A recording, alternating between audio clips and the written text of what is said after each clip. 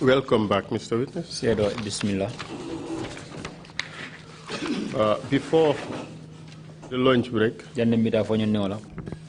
we were talking about the circumstances in which the confession of this guy was taken, Bunja Dabo. Tartanun kajal men kegan wala kul alhalo be lari nu nyamen silol men noma furuka kuma kan bonde Bunja Dabo purka sondi ala tumiro kan. But perhaps I should also inform you that you have a right not to incriminate yourself in this. But hanikabi fanam badunga info hanikabi nyanto be bulle fanam puru ikane fandung diamo nyingu wichoni kono. But for the purposes of the TRRC, you are under oath and you do not have a right to lie. Bari puru TRRC fanan na dalilo kan komentu malame na iba kalole koto fanan hanikabi manyanto soro funu ka kuma soro balofo. But as yet, you are not compelled to answer any question. But hanikabi fanan amuy kan dunoldi ni lafta ikana nyini karo dol jabe. So kindly tell this commission whether in your view the confession of Bunja Dabo, whether it was lawfully obtained. Bunja Dabo ala dia mondiro nyinkan ya men bonda kuma kama men bonda bulu fo asorata bulu ala dia nyole kambang fo luan ani luata taleba. Thank you, Council. Council. The unlawfulness has only been depicted, like you mentioned, the environment. Ko lua soto luanta ya membe ko nyim kono wo finditale ko ite fonga ya fonu nyamin. But as far as what he said, his own versions, ay kumolu men fo ate fonga la karola were his own version. And that may very well be true, Mr. Witness. But the law has laid down particular rules which govern how statements are to be obtained.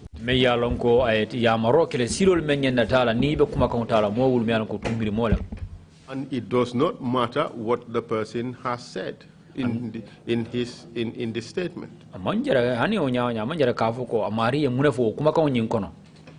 If the statement is obtained in a circumstance that shows that it was not voluntary, if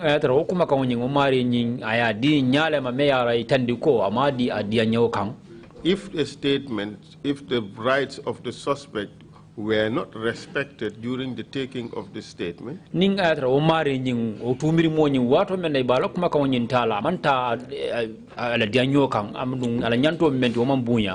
the statement is liable to be set aside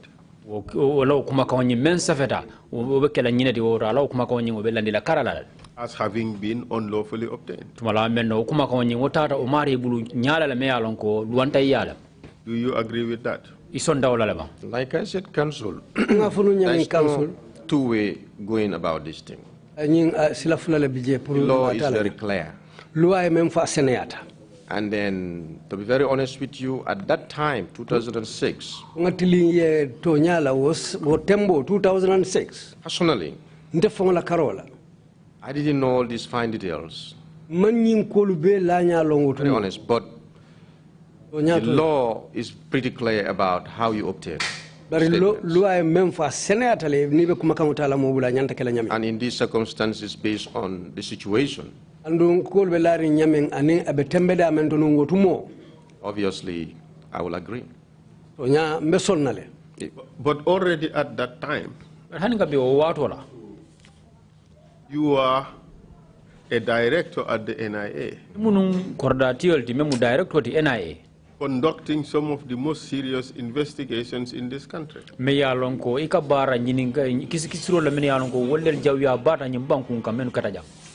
Not only that ignorance of the law is not an excuse, it is pretty disappointing that our senior officers did not know these rules. Jikila teibale beje na dokula mi alon ko nyaton ko len kanto bunda nyaton ko le manyi sarto long. Council, When we started, you remember I told you, part of my trainings, police duties were never part of it. Investigation department is new into the agency. And this is matter of law enforcement. And to be very honest, I'm a trained intelligent officer. What I have been trained has nothing to do with Miranda rights here and there. I came to read about them later. So I will agree with you totally.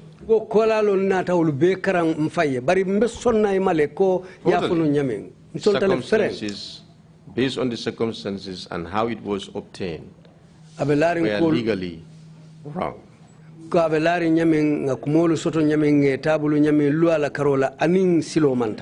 mean, I would laud your honesty in saying that, well, you did not know what the rules were, you were not trained to do this. But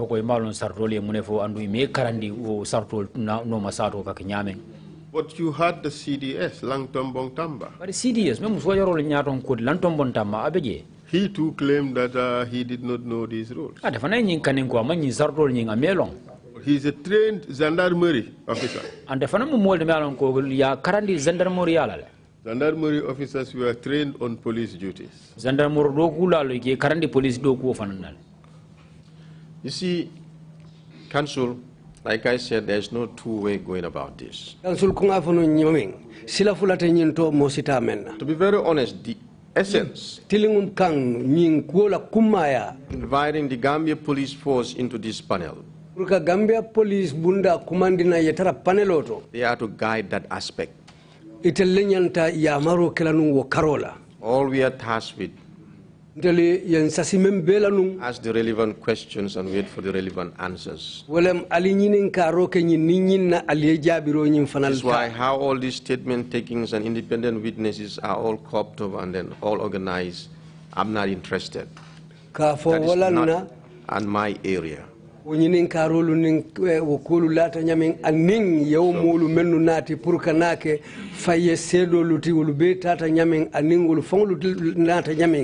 but honestly,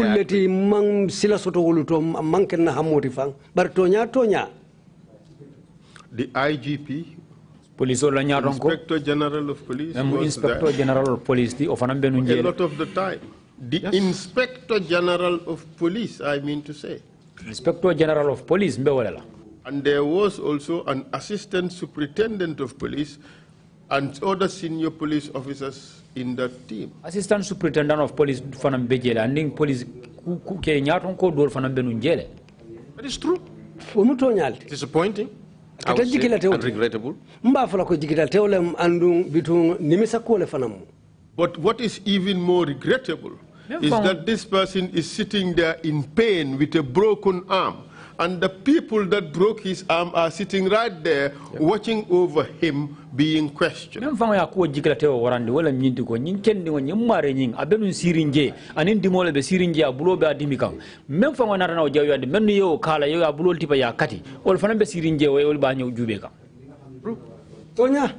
And those that followed after him were also tortured and brought before the panel. And numbering ate botaje menu fana mutaye nati nang ate kola yol fana nati jele yol fana tajirente de be yes nati panelo nyati lungola. Council, you've touched a very important point, and this is where I was waiting. Council yedinkira kuma balema adumbe jele batukanu. You see, I want to sum it. If you will allow me, if I can put it this way, allow me to make the pie, and inside that pie you will find all the answers. Nibe sonna be silo dinna nga ko murumurunde adu murumurungo kono amunta ibetonya kesotar la larinjele. You see, the first few days of the panel, je panelo la tilidanta fololu, apart from the intimidating environments we just talked about, hana manke silandir ko luti nga mennu fojannu. The people that follow, this is why take note of the names I'm going to call. Apart from Bunja Dabo, Kola, Yaya Dabo, Wasa Kamara, Malafikor. Malafikor. Soul rest in peace. Alpha Ba. Alpha Ba. In his soul rest in peace. Sise, I don't know. Let me take down the names again. You said Bunja. Bunja. Yaya. Wasa. Alpha. Manlafi. Aliou Job. Tamsir Jase. This is what I can remember first. Maybe later. Omar Fall. Who else? Abdul Karim. Per. Put that one aside. It's coming to the next list. But let me deal with these first names. The first few days of the panel, apart from the intimidating environment that was existing, these names I've just gave you, when they faced the panel, they sang the song and then nobody touched them at that time. But you know what is disheartening about it? What was so regrettable and what was so bad about it, because I personally couldn't understand it, and so many members of the panel.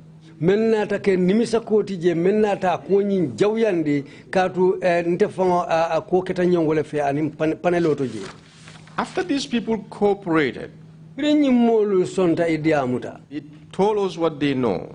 Gave us everything to the best of their ability. What became disheartening? One would expect that these people will be given like a real VIP treatment, real ones I mean. Their cooperative nature. So that didn't happen. But what happened? Later we realized that these people, after all their cooperation, the junglers, I believe and I can swear to it that they will not do it without having instructions from their commander-in-chief. Who's the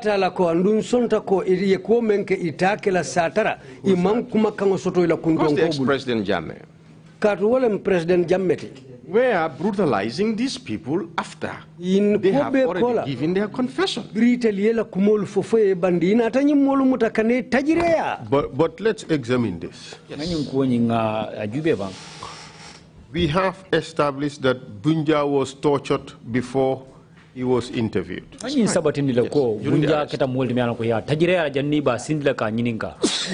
As he was seated at the panel, he was in serious pain. Correct. He wasn't taken to the hospital, was he? Right. Was he given any medical attention? To my knowledge. So he was interviewed through his pain. And his torturers were sitting there facing him. That is as good as ongoing torture. That is true. So he was tortured. I'll accept that. For real. There is no two ways going about this thing. Because he came in that way and I know there was serious pain inflicted on him. And in addition, he said he asked for a lawyer. He was never given a lawyer.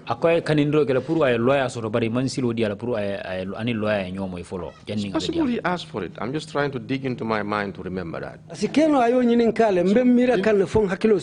As a matter of policy, was the panel allowing lawyers to come in? That's another thing. You see, counsel, like I said, in a very bad system, council ko between yenin karo kenya me wari council ko fodu yesilo dile pour loya lu na jebam bari sedo ko hani ku kurung bunda no be loring. It is hard or even impossible ka koleale wala asekeno fangate kenola to go through those process of providing an attorney. Even if the suspect or the accused asks for it, it I am pretty sure and 100% sure it was not going to be provided. That was the status quo. There was no proper rule of law. Yaya Dabo. According to his testimony, he was first taken by the junglers and brutalized. And he was being asked questions by them. It was after that he was taken to face the TV to confess the crimes. True. With all due respect to Yahya Dabo, and what has happened to him is regrettable. To tell you the truth, with the Holy Quran in front of me, I swore, if it has happened, I will say yes. Like I have said what happened to Bunja. And I'm coming to the second team, you will also see. I have nothing to hide here. What I'm telling you is that testimony of his is not true. Simply because, like I said, the list I gave you, I was personally shocked and very angry when I saw afterwards what they did to them. After knowing that these people cooperated to the fullest. And then later, when we learned about this thing, that was my first encounter when I went to Hari. We would come to all that. Yes. But that's not true. Did he come before the panel? Yes. Was the environment different from that which prevailed when Bunja Dabo was interviewed?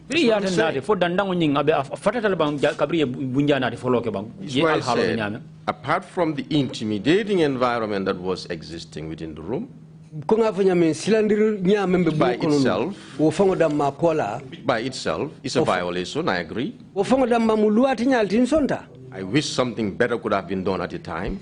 But apart from that intimidating environment and the untenable nature, he was not beaten before coming to the panel. He was though. Like I said, after they confessed it and said everything, these people wouldn't still spare them. What does I mean by that? They were seriously brutalized. Wasa Kamara. He didn't say he was beaten before he appeared. But he said when he appeared, there was a broken tooth on the table, on the desk, splatter of blood, and a hammer. And there was one of the soldiers with a gun sitting to his left. He was terrified. Okay. My honest answer to that? Yes. To the Holy Quran again. He's right when he said there was a soldier sitting next to him. Like I said, the environment was bad. To the Holy Quran, billahi. Wallahi, I swear to Allah. He lied. Were any of these three guys hit by anybody during their interview?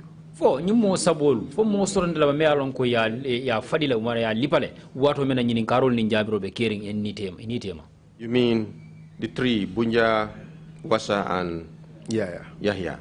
I can remember that of Wasa. And when it happened, I'll explain that. We were in the process of question and answer, and he was cooperating. All of a sudden, one of the panelists came behind him, started slapping 1, 2. Told him to stop.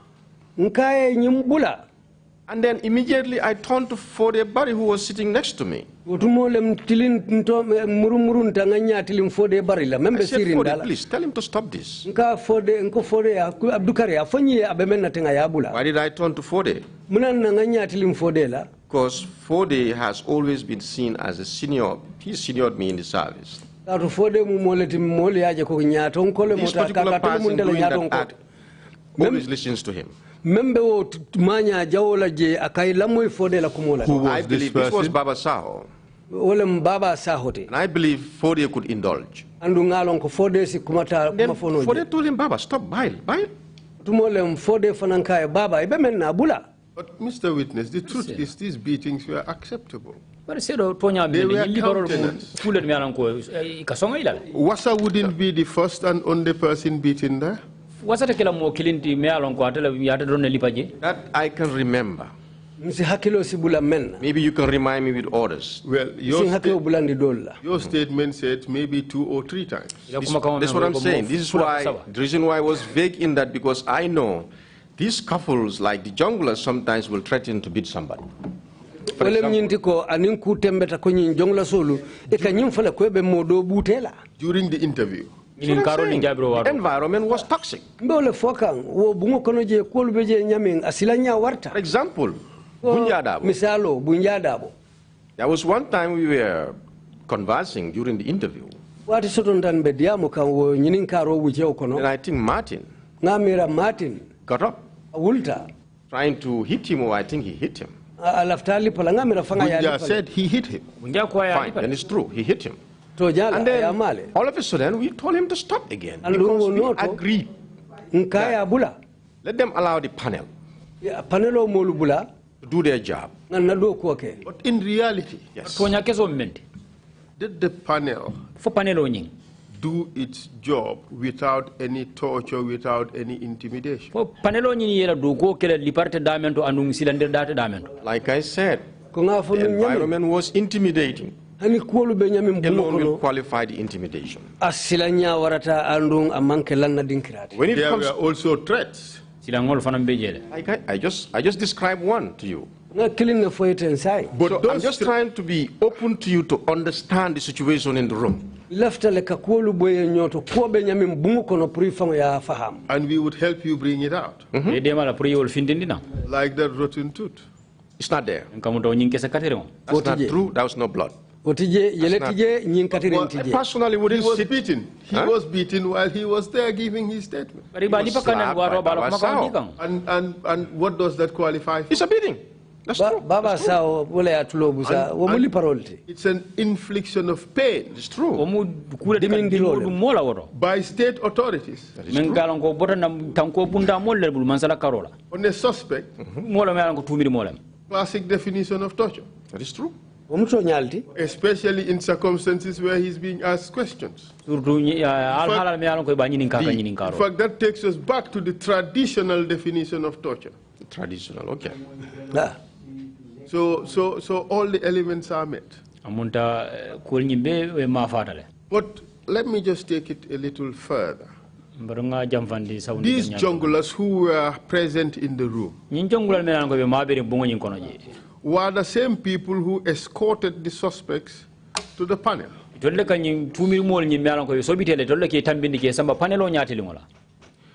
the threateners, isn't it? This is why I'm saying, Council. Just answer that. No, that's true, because the environment was very intimidating. We don't want them to be in and out there. We feel uncomfortable with that.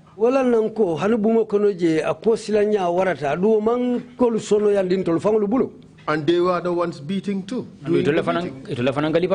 Outside the panel, yes. In fact, Tamsir Jase testified here. He said the first day he was being taken to before the panel, as he was coming out of the prison, he was being kicked and slapped by those people who escorted him The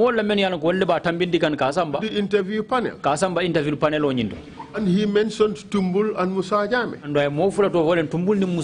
And these people were also present during his interview. Would that be lawful? Very, very unlawful. Unacceptable. But that's what they were doing. And that was the system of walking. But the evidence we received, contrary to your suggestion that you people objected, was that you people even encouraged this meeting. You deny that? I deny that. Because do you know why? What we can do, you see something wrong, you speak up and say this must stop. We are telling these things to stop it, the people who have the power to stop it. It's left to them to stop it. Who had the power to stop it? In the beginning, I was with the full belief that Harry Sambu, as the Director General NIA, and Lantombo will be able to at least indulge, stop these junglers doing what they are doing to these suspects. Now, Lantombo, I remember occasions, he's picked up in the panel in the presence of us. I heard him, we heard him, telling him that how do you guys expect these people to do their job when you are not allowing them, you torturing these people or maltreating them? You know, how do you expect them to do their job? Because some of them will come in a very terrible state, like the second group I'm talking about. Nimmolu bela do ko keno la nyaadi le wairi aliman sila di nimmolu la albe tajire ya kan silang abenyi abol bela do ko keno la nyaadi le pour ni nimmolu e diamu wala kata ka fufula njango timbemenu la kumo foka. Perhaps we could put aside this line of conversation. Okay. And then we would come back to it. All right. Aliou Job. He was tortured even before he testified. That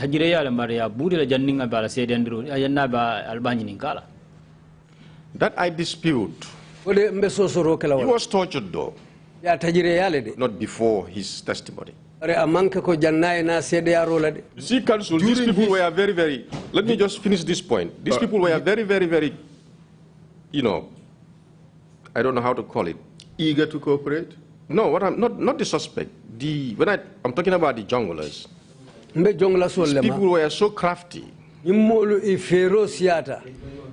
Because what they were doing after they received the order, I think, from their president, and it's not even I think, I know they got the order. From our president, not their president. Yes, from our president. They were bent on raining hell on everybody. Why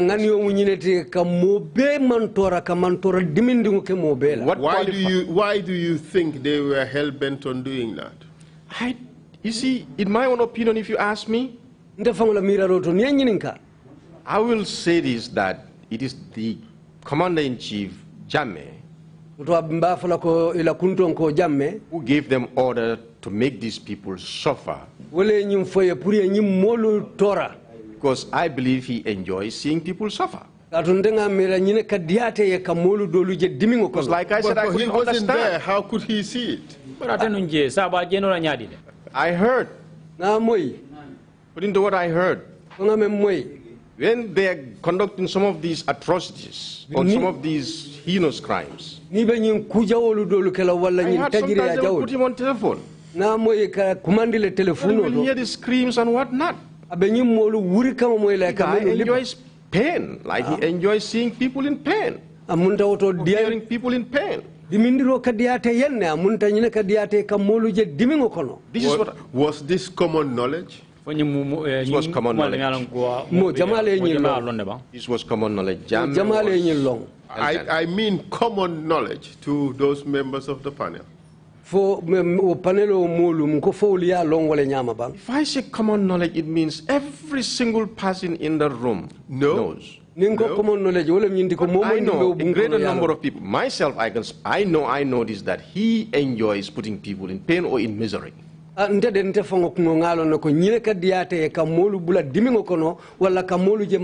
many evidence were there that I heard and sure that he did. For example, killing of innocent people just for some little trivial issues. Not even sparing your own family members. Give us examples. For example, when I was away and I heard that several West Africans were mass murdered, based on what? The allegation that they were mercenaries? Even if they were mercenaries, you captured them already. What? Okay, that's number one.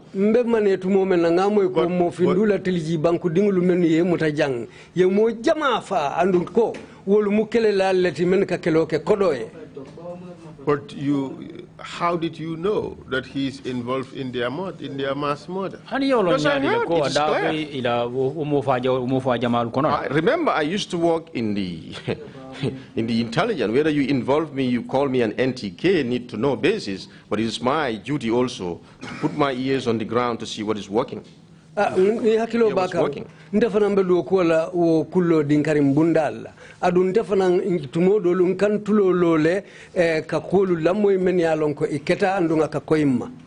it common knowledge in the agency that the guys vicious Ghanaians were killed? Answer now. I believe it is a common knowledge. I think, and I can say it is a common knowledge. I'll give you an example. Didn't meet me in the country. When I came back, things like these, like I said, I'm working in an institution that is so treacherous. You have to help yourself. You said so treacherous. Treacherous or treacherous? No, I'm not treacherous. Treacherous. Treacherous.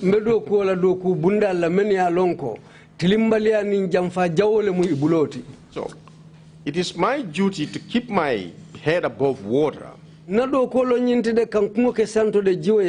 know what is happening around you. Out of your own for your own safety. You know how to navigate those waters.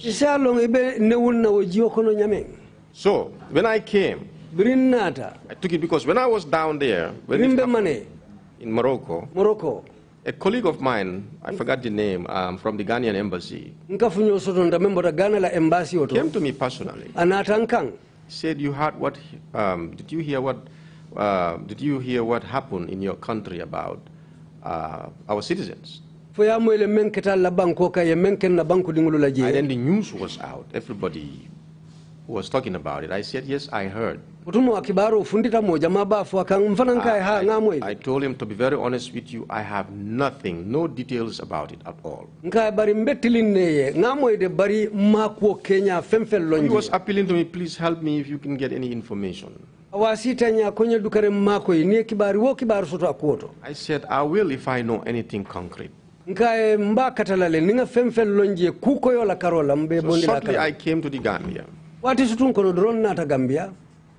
I have colleagues who are in the system. That's the question.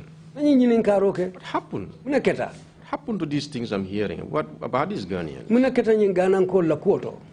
And then the story was narrated that, well, it was one of the huge mistakes that these state guard, the junglers, did again.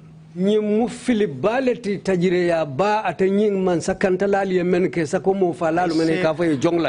punctuated that statement with again, with the word again. Of course, because we all know these junglers are heroes.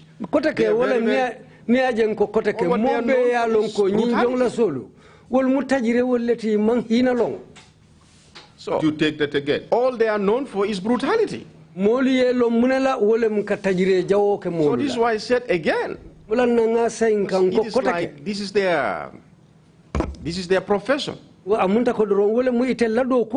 Well, to say again would suggest that you have knowledge of their previous killing activity.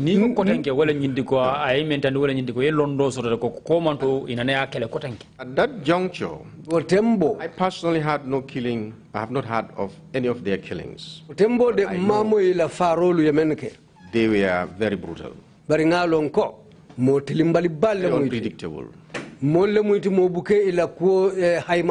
do whatever they wish or like, and nothing comes out of it. So we know this in the intelligence. And that time you got to find out that it was that. What did they do with regards to the Ghanaians? So that is when I was told that it was the state guard, one of them, aka what is it called again? Bombardier. State guards kono mo bije o tembo ko mo ka fa bombarde me yalon ko tumo atele marta of these Ghanaians. Atele marta the way they explained it to me. O ganan ko ko ya fonte nyamin. Then they went and painted to the president, itata ye kumo do la nyado nyama president telling him that these people are mercenaries and we have captured them and they are here. And then from there, they went and detained them, I think distributed some of them to some of the police stations afterwards. They were collected, and then they disappeared. So I immediately knew. Disappear into thin air or into graves? Into graves of some. Ngilumukele la letimenu kakelo ke kodoye yewole fo president we bitun kabiru kola long ye janjandi police station olto babiru butala inate be kamale kota ke kafunyoma iyemanta kansul kaye iyemanta mintola ko banko koto. And I asked the question, was it true that these people were mercenaries? They said no, these were immigrants. They were trying to go through the normal back way. Nanyini nkaro ke utumule tonya nyildumu kele lalle timenu ka kelo ke kodo yabang iko hani nyilmu uda ilalle timenu kata nyin koma silo la kata mantala banko lukang. Mr. Witness, there is nothing normal about the back way. Well, it's normal now. It's the normal tune. Everybody wants to go back way. But yeah, that's what I was meant to understand. But this was in 2005. Yeah. 2005. So already in 2005, you people working in the agency knew that these junglers were killers. And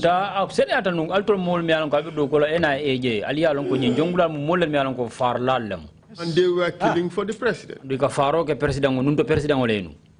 Correct? Yes, Council. Tonya? And these are the people who are working now with you. Well, in the panel room, yeah. Yes, in the panel room to interrogate people who were accused of threatening to overthrow the government. Not interrogate. If you say interrogate. Well, let me use the phrase used by the Director General of the agency at the time. Okay. He said it was to extort confessions out of these suspects. He should know better than me. For 2 reasons. Well, you became his deputy, yes, so that's you what I'm telling you. Have equal knowledge. I will come to that, Mr. Council. If you allow me. See, the Director General then, the reason why I couldn't see eye to eye with him during that time. No, I will come to that. Let us not deal with let's start with the junglers. No. Let's start with the junglers. Let's not deal with personal problems. Forget about it. Okay, please. Delete it. The reason why, at the end, I became very disappointed with him. He was the very Director General. Numerous complaints were taken to him. For him to intervene and at least try to put some sanity in his capacity as Director General, make our work easy. And this is the very Director General who wouldn't do a thing. Instead, every morning, the 2 notorious, may Allah have mercy on them, their souls, Musa Jammeh and Tumbulu. Why were they notorious? Killer squad. and then you've been named everywhere to be doing so many heinous things, they are notorious. So, these are the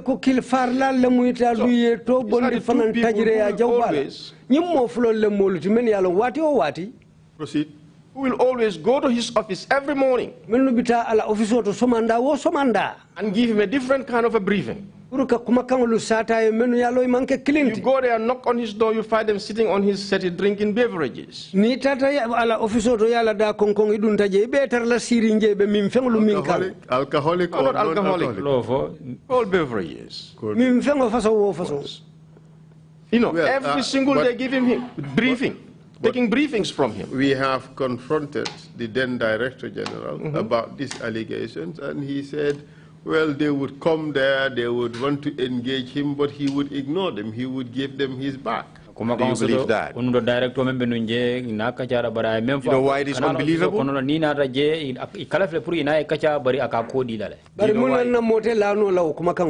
Do you know why that is very unbelievable? Some people we in the security sector see as the very powerful people. They come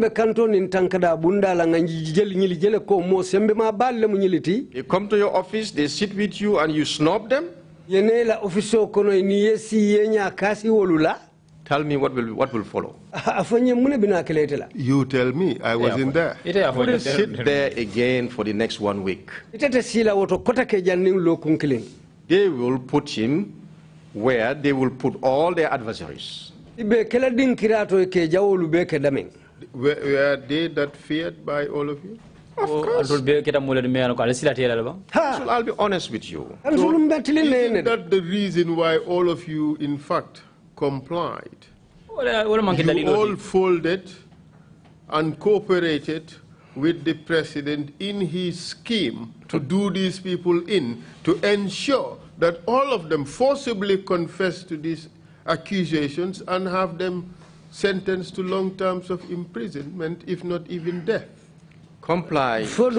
Wole manke daliloti atelube sonta purali niye kuolu tamandi nyin kamala wokola ina tawo molu mutake sorong sanji jamala kasola. Council comply is an overstatement. Comply wo mu kumolti meya lonka sembo. Let's try another one. Let's say all of you acquiesced. Nsafoko alibe sonta. I wouldn't take that, but I will tell you this: we worked around it. I would say you walked through it. You did not walk around it. You all accepted it. The environment never changed, did it?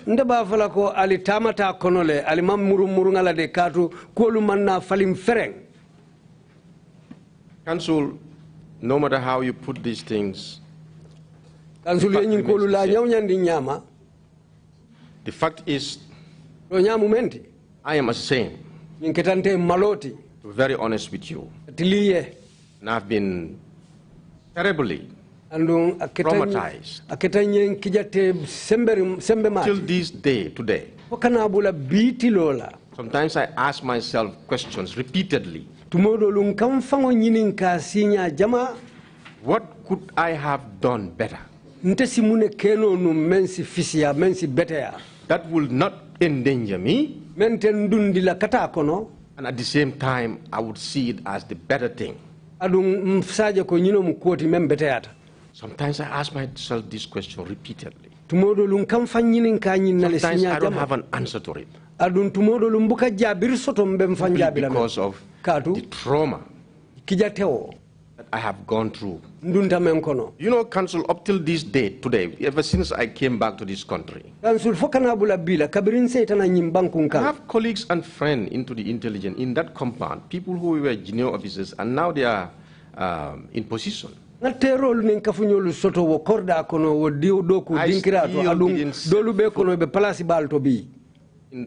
around that gate. Sometimes if I'm going to Banjul, if the only time I will use that marina parade is if there is no other diversion I have to use there.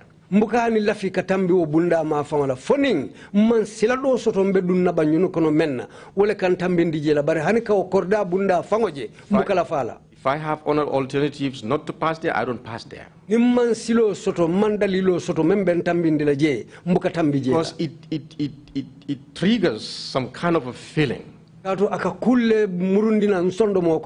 this is what I'm struggling to throw behind. Does the image of Ablai Kujabi beaten to a pulp, brought into the interview room unconscious, those are one of those. Those are one of those traumatic moments. This is a guy I worked under. Compliment along the hallways. All of a sudden, I see somebody being dragged, put before a panel on a seat, barely conscious. My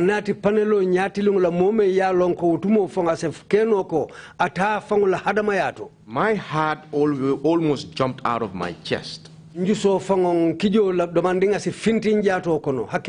have to sit back and said, Foday Pt3 said, what's this? And I look at him. Look at him, I said, you believe this? And that is when we also, I think at that moment, the adrenaline was high, everybody was just on a survival mode.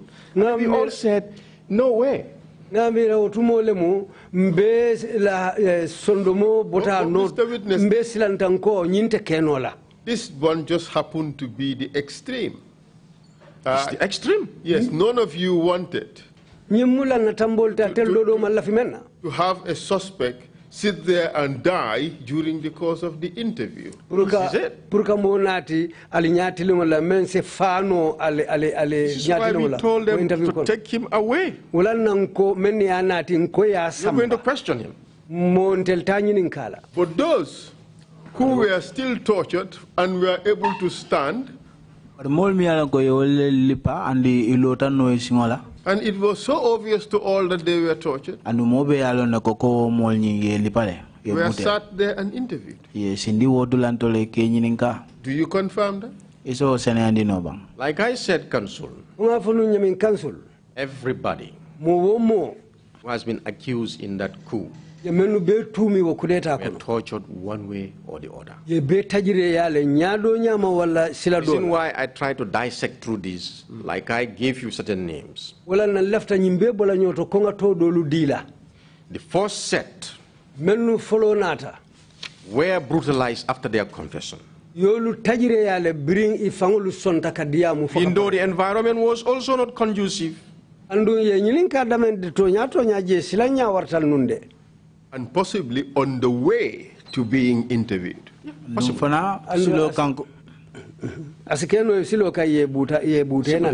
Sir Jase suggested that. Possibly, I will not deny that. Whatever they said the junglers did to them, I will not sit here and say, no, it didn't happen. But this was their modus operandi. But the modus operandi, well, we would come back to that. But even the second set, that is the group that suffered the worst.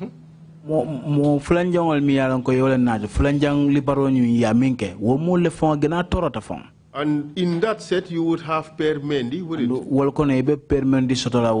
You agree he was tortured during the course of his interview? Not in the panel, but taken outside and tortured. I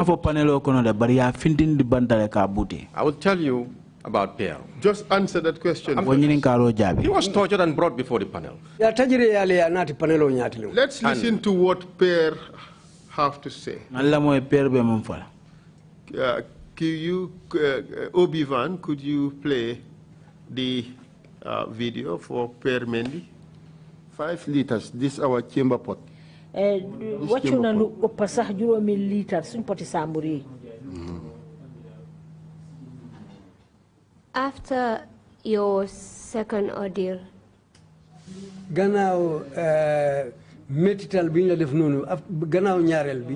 were you taken back to the NIA? Yes, I went back on the 27th.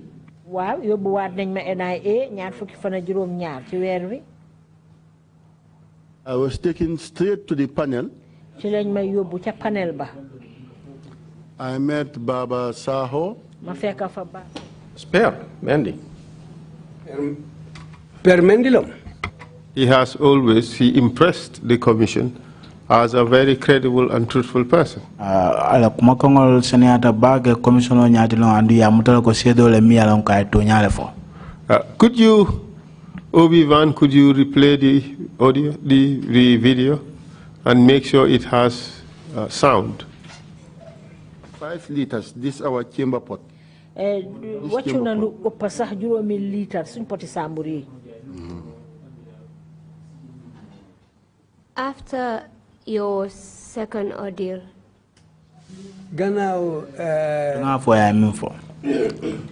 Peer said Hydara ordered the junglers to take him down and torture him. Hydara le ko yamaro di jongla la pour ya samba duma ya tajirinte yaje.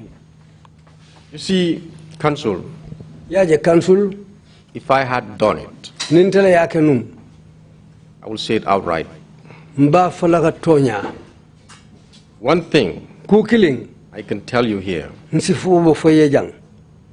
I know Per suffered. Nalom Per batata. It's regrettable. Nimisa kuolem. Do you know Per's this thing? He was not in the panel when we were making our complaints. Among ourselves. But one of those who triggered that discussion, he was one of those. Because we never subscribed to that. If Per says, I said,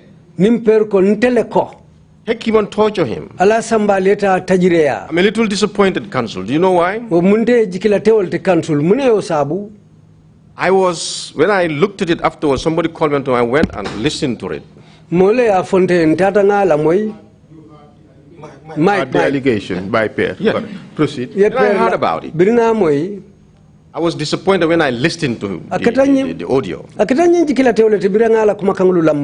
Because I said to myself, why did he say this? And he didn't ask. They didn't ask him. Who did I give the order to?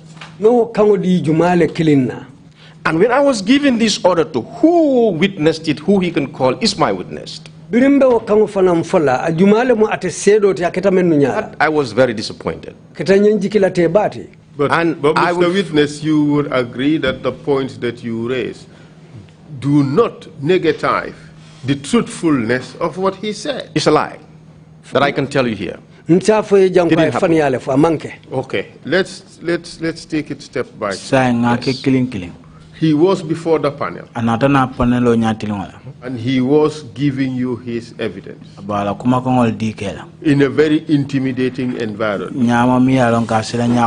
He was taken down and tortured and brought back. True? Didn't happen that way. Let me give you the true versions of what happened. You see, Council, I didn't come here to waste anybody's time. When Per, we had the first encounter. And then he was not cooperative, actually. He said he never heard, nobody told him, he didn't know anything about it. But that was his statement. Yeah, listen, I'm coming. Council. We'll get to that point. Just answer the question. That was his statement, yes. Were you not legally obliged to record that as his statement? I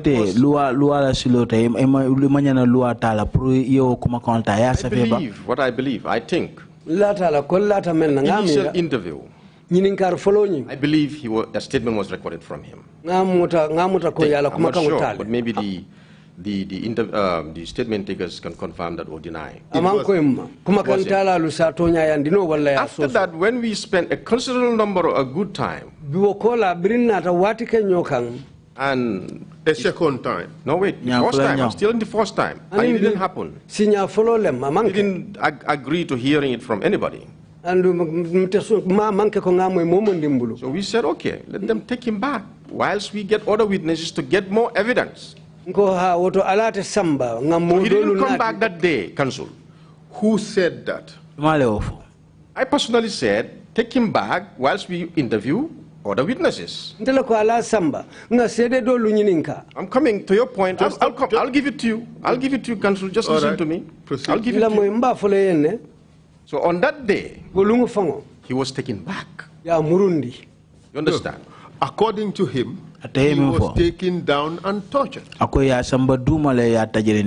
he says that, I don't believe what he said because he's the one who endured it. I cannot deny that part because I was not there. But what happened in my presence, that's what I'm telling you. But you agree that you ordered that he be taken away. Of course, Council. When you are done with a witness, you have to tell these the upkeepers to take him away so that you can get another witness. This is normal. But this was a witness that was not cooperating. He was not the only witness that didn't cooperate. Yes, but yes. And the system was these witnesses must cooperate. They must confess. It is not a must. You know why? But just allow me. Just allow me, Mr. Witness. Okay. All of them confessed. All the people accused. All the people accused. Yes, all of them confessed. No, wait. Wait, Council. Just answer the question. Yeah.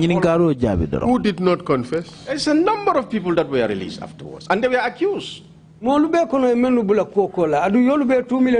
These were juniors. Juniors and seniors, like remember, they brought Vincent. They brought, what is it called again? Vincent Natile. Something Ja. Abdul Karim Ja was prosecuted. No, it's not Ja. There are some people. Do you have the report, Council? Yes, we do. Look into there and then look at it's two reports. You know that. We have only one report. It's two reports. But let's focus. We would come to all that. Let's focus on fair. The modus operandi was people are brought before the panel with the full expectation they will confess. Correct? Not the full expectation. With the expectation the expectation if they're involved, yes. If they don't confess, they are taken out. They were asked to be taken away, correct? Could you answer yes or no? Yes, Council. Council. And who would be the people to take them away? They are keepers. And these are the state guard personnel. Don't window dress it. They were the junglers, the killers for the state guard personnel, aka junglers. That's what I mean. So these were the torturers for the president? Answer yes or no? Yes. These were the killers for the president? Yes. So here is a person who is accused of attempting to overthrow the government of the president. He is refusing to accept that. And you put him in the custody of the torturers for the president and the killers for the president. And they turn around and say they were tortured. Wasn't there a reasonable expectation that they would be tortured?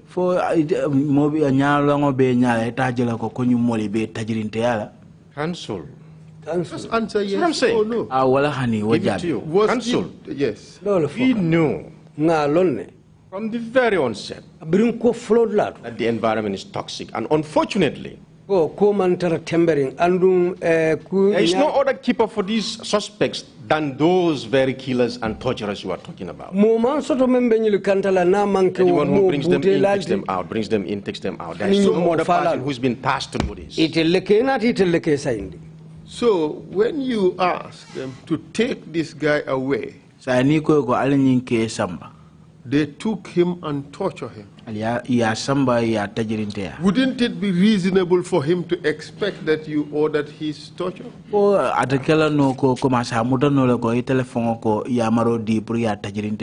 No, it's not reasonable, because do you know why? So many people were, in fact, all the people that faced that panel were taken away by the same people. There was a second optional team that could take these people and keep them. There was none. But the thing is, you dispute what Pierre said. Yes. Omar Fall also testified. And he said you gave him an ultimatum.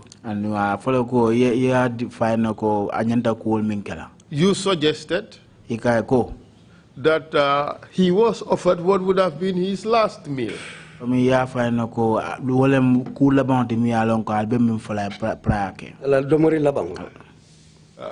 Suggesting to him that if he did not cooperate, he was going to die.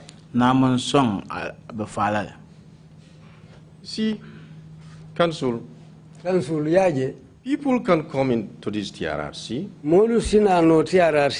and say whatever their version and whatever they want to say here. That does not necessarily mean that everything they say is the truth. Because the same will apply to you. No, yeah. Don't take my words for anything. Proceed. Investigate through it. Proceed. But what I'm trying to say is, Omar Fall. We don't have any problem with Omar Fall. The very first day Omar Fall came and sat in front of the panel, he said everything. You see that meal he's talking about? You know how many times we've shared meals with those suspects out of sympathy? Times before they go, they will say, do you have anything? Because when we go there, we don't eat. And then you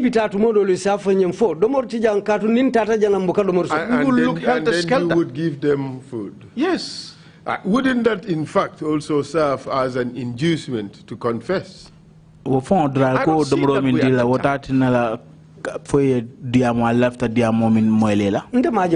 they are deprived food there, where they are kept. But when they come to you, the interrogators, we feed them good. Some water, coffee, tea, whatever they want. Whatever is available there, we share.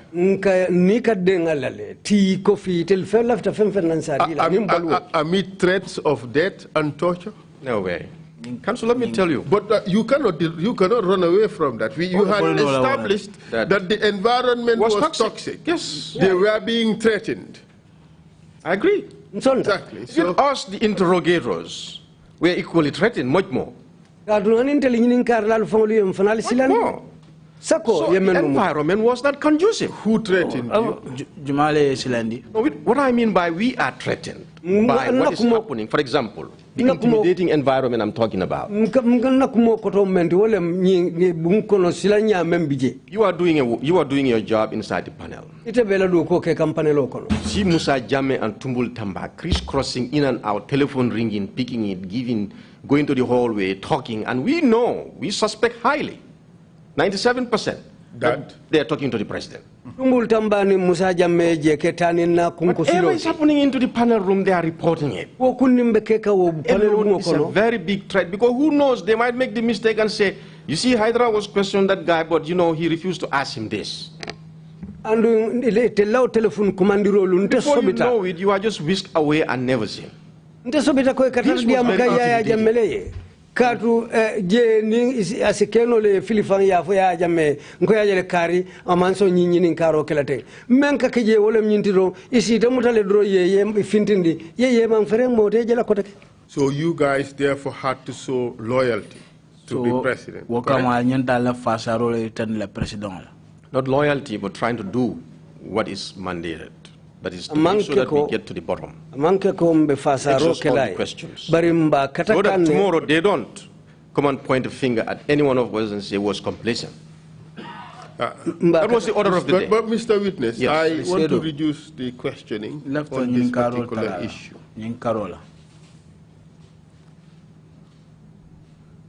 These suspects, they had no chance. There was no possibility of them showing their innocence. The environment and everything that happened ensured that they would confess to these crimes unlawfully, and that would be the basis for their prosecution. Do you agree with that? Counsel, I agree. Like I said from the beginning, the environment was toxic, not conducive. Dating. That alone render everything zero. What effort none of the relevant legal rules were respected.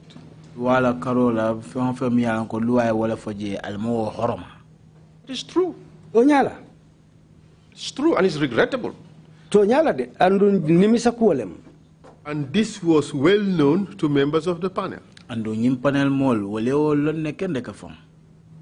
Like when you say well known, like specifically, you all knew that what was happening was unlawful. Like I said, when you explained to me the legality of what it's supposed to be, even starting from the room, from the suspect and to the suspect himself, his conditions. I agree with you fully. I said, the law, if that is the description of the law, and I know this is the description of the law, it is unlawful. Like I said, this was an environment working in a very toxic system. I wish there was any other choice. We have to take it step by step. All of you had knowledge that this was an unlawful enterprise, an unlawful activity that was ongoing. All of you knew that. To tell you the truth, Counsel, at that time, I for one, and I'm sure with other panel members, I can talk about myself. I thought I was doing the best. That may very well be the case. What I'm saying, that illegality in fact never crossed my mind. That may very well be the case. Yes. Okay, let me rephrase the question. All of you believed that what was going on was normal.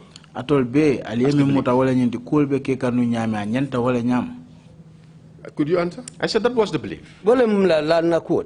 No suspect is ever read his rights. Nope. You accept that? That was the norm.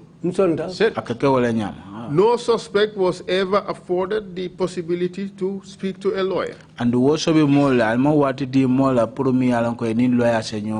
That's correct, Counsel. No suspect is ever read his rights.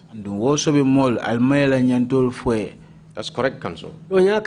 No request by suspects to vindicate their rights was ever honored. I want a lawyer, I want to speak to a guardian, things like that. Never respected. That's true. Because even if they had said it, they would have wasted their time. The system at the time, that was the status quo. So all of you accepted that as the norm. So I told you all accepted this as the normal way of doing things. Correct? When it comes to those details, conducting the investigation in a legally binding way, we are not good, thank you. But just a moment. The acceptance part. No, I will come to that. Okay. I'll come to that. All of you resigned to the fact that this was the norm. This was the way of doing things. When it comes to those details, Council, like I said, I agree they were not met, like all the things you read out. But remember this, Council. Like I said, even though the environment was so toxic, the system was bad, extend that people's right. In those days, were never respected. That doesn't mean that some of us in that panel we are not sounding the alarm. But that was an exercise in futility. That's right, if you say so. But at least I was happy that I said things, I've taken steps, even though it all ended up into nothing.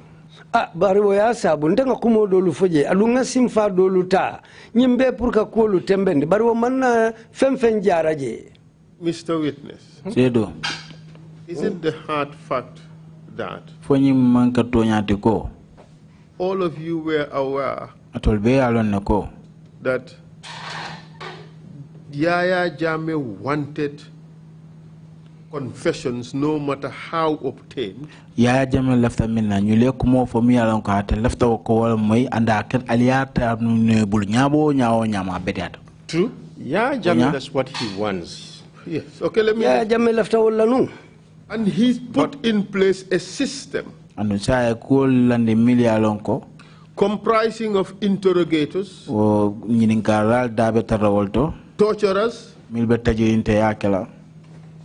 statement takers, and video makers to ensure that he obtained those confessions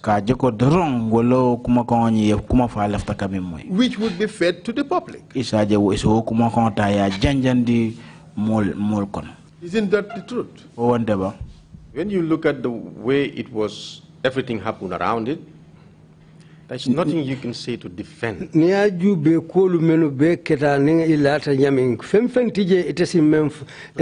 otherwise. Okay. But all of you knew this. About his ego to... No. The fact that this was a fraudulent scheme to secure the conviction of people using a very rigged system.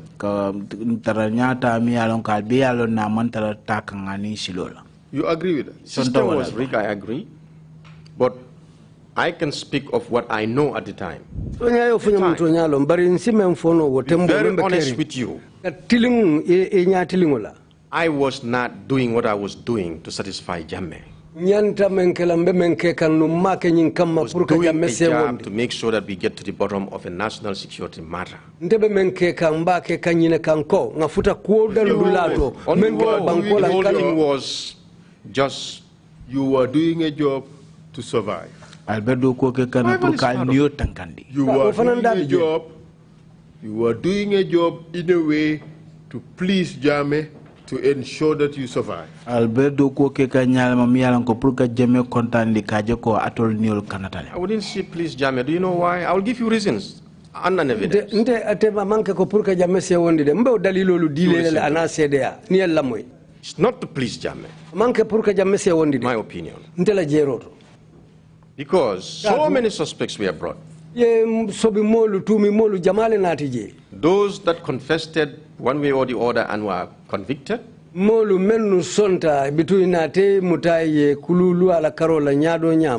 is another group of suspects Jammeh was bringing from everywhere. We don't even know where he's taking them. Even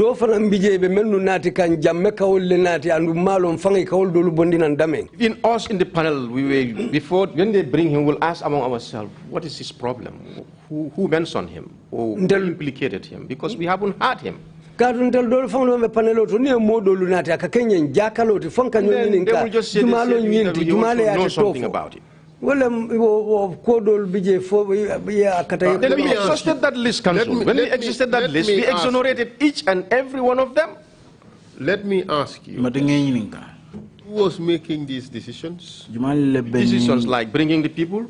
Yes. Arresting? Who was to be accused? Who's to be accused? Yes. It's Jammeh. Who was making the decisions as to who would be finally let go and who would remain? Panel? You think it was the panel? What's the panel? I'll give you evidence to that. Let me ask you. Daba Marena. What happened to him? When Dabo was brought to the panel once. And when he came, story never changed. All about what he told us from the briefing that I told you never changes. And what happened to him? Happened to him, shockingly. When we heard first the escape and later we heard it was executed. When did you hear that? When they came and gave us that press briefing they read to the nation about the escapees, the escape prisoners, alleged escape prisoners. So if you want me to tell you fully about what happened to Daba and why it happened to him, I will tell you. We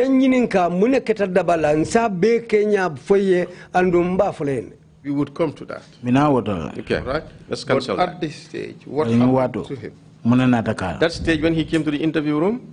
After he came to the interview room, he gave you this statement that didn't change. What happened? He was taken away. And then what happened afterwards? After all, unfortunately, he was executed. Innocent person for that vindication.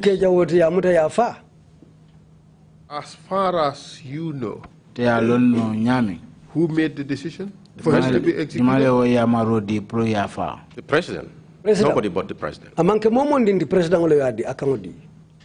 Who in the end decided who was charged, who was let go, and who was executed? Where do you want me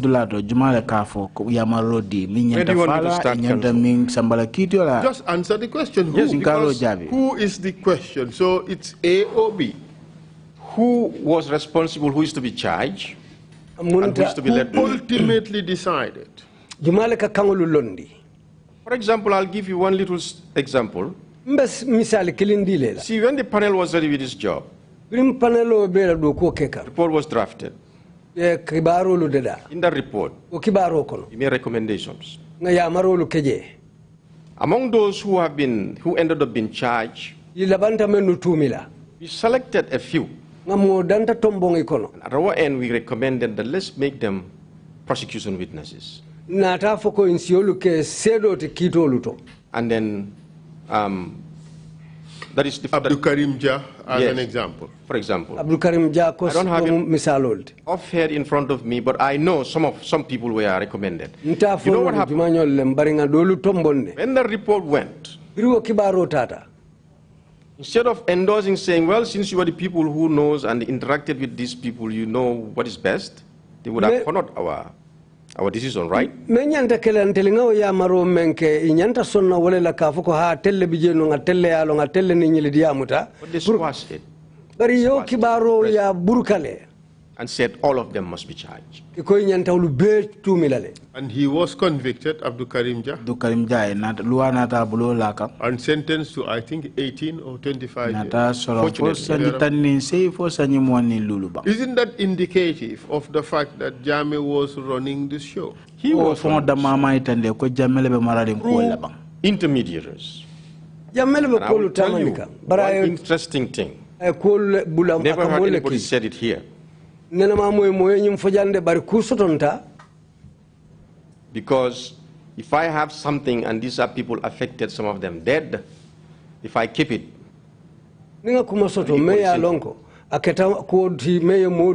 Marena, when he came to the panel, and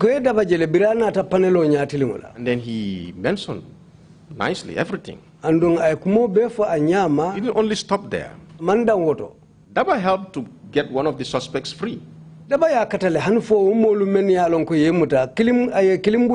know how he made that was because he came to the panel after he was done, he was about to go. He said, but you guys should look into the matter of something bah. Emeba? No, this guy was never tried. He was the adjutant at the Hydara barracks. I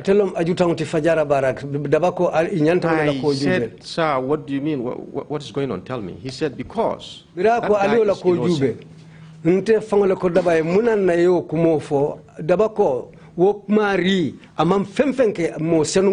Then he explained, he said, when he was in his cell, he had that guy quarreling with the suspects, the likes of Bunya and Wasa, you know, exchanging words. How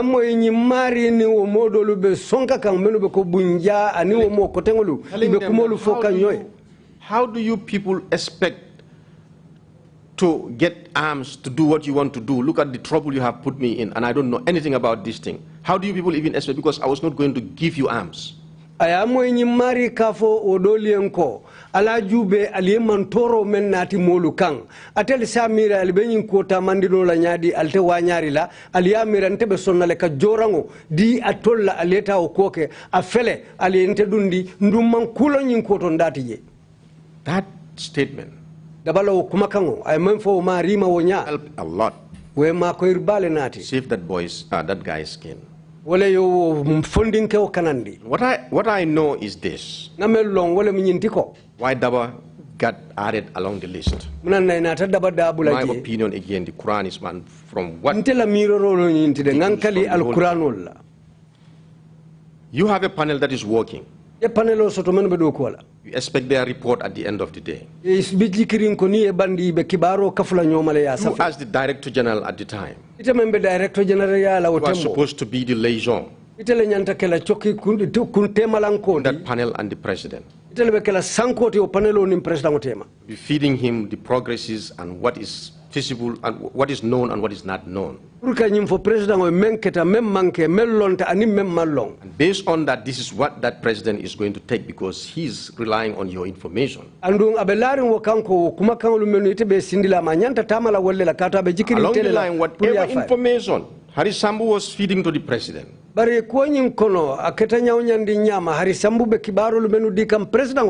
if those informations were accurate,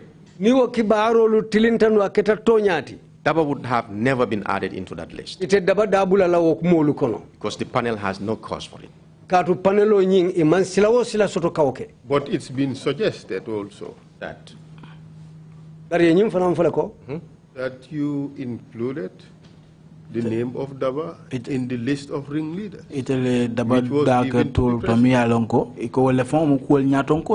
you read the report, Council?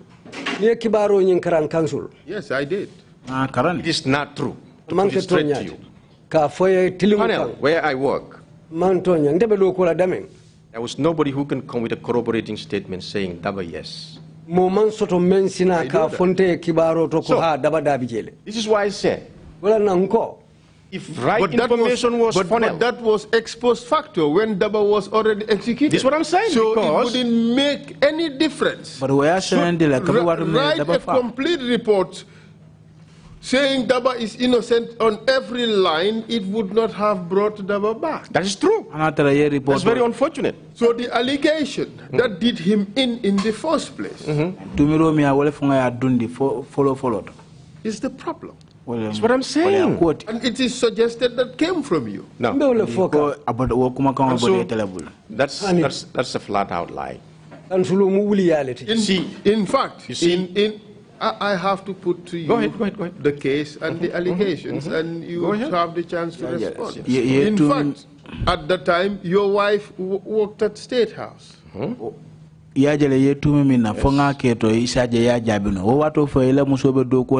House. And she worked directly for the First Lady.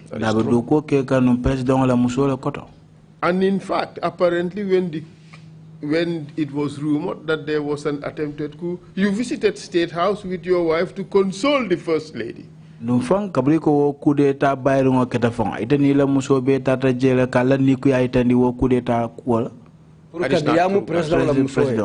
That is not true. But you know, some of these things you can always check. You expect us to go and ask for the register of 2005, register of visitors 2005 to State House? These are official records. You should be able to have access to it.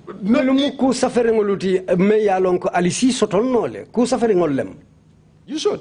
You people were running a rogue system. That's right. It's a rogue system. But record speaks. Try to get records from State House for 2014, let alone 2005. But it's not true, Council, to tell you the truth, no. Didn't that in fact lead to your elevation? To Deputy Director General? But didn't your performance, the fact that you are doing what Jammeh expected, didn't that earn you the promotion to Deputy Director General when another Hydara was Deputy Director General who was swiftly removed? I don't know that, Council, but if at all that's the notion, people are painting, so be it. But what I know is that's not true. But if your performance was so rigorous that you were insisting on compliance with the law, obviously Jammeh would have had. Correct? I believe so. Because he had spies, of course, within the panel. Yes. Who, according to your statement, we are reporting to him almost on an hourly basis. That's true. So he was following real time what was going on in the panel. He must have been happy with your work. To remove a Deputy Director General called Hydara and replace him with another Deputy Director General called Hydara who was in the panel. To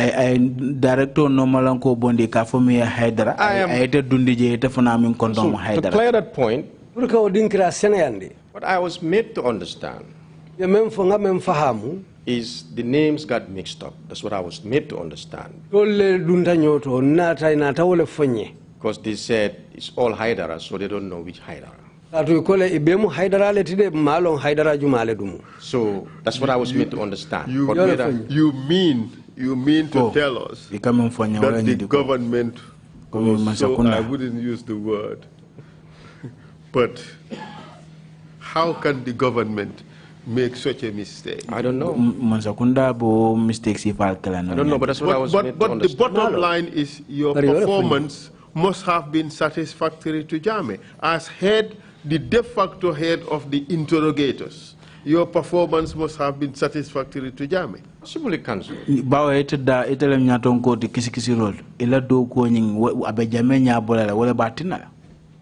Answer, please, respond. I said possibly, Council.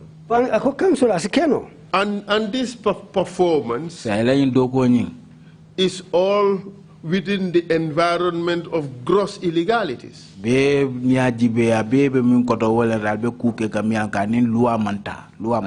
Like I said in the beginning, that was the status quo, yes. So you therefore agree that these confessions that were used to prosecute these suspects were all illegally obtained. In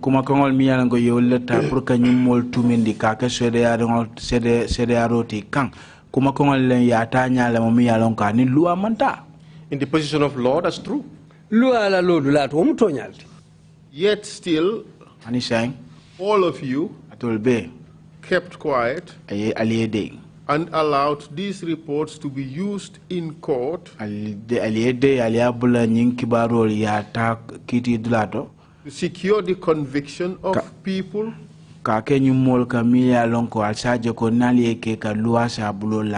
knowing fully well that if you people had spoken the truth about how these statements were obtained, none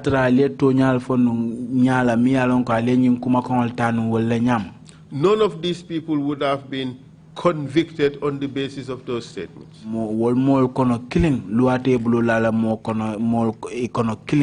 That's the truth, isn't it? And so that's the truth in the position of the law, and it's regrettable. I wish there was another magic way to do it. Yes,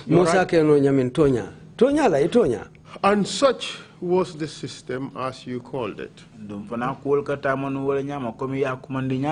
Other people who were suspected of crimes were brought before the NIA. And the same system was followed. Take the person to the NIA as a first step. You agree? I'm waiting. Keep the person in cell overnight. You agree? I want to answer when you land, because it's like answering. It's a loaded question, so we need to dissect through it. Let's do it step by step. Step by step will be better. Suspects would be brought into the NIA. I'm talking about cases in which Jammeh is interested. The suspect is brought into the NIA, correct? Some of them, yeah. Those who are brought would be put in the cells to sleep overnight. True? Sometimes, yeah. And then the junglers would come at night. And the NIA would give them access to these suspects. That is true. And they would be brutalized to their heart's content. They would leave them. They would put them back in the cells. And the NIA personnel would come the next day and take them for interviews, knowing fully well that they were brutalized the night before. With the cooperation of the institution.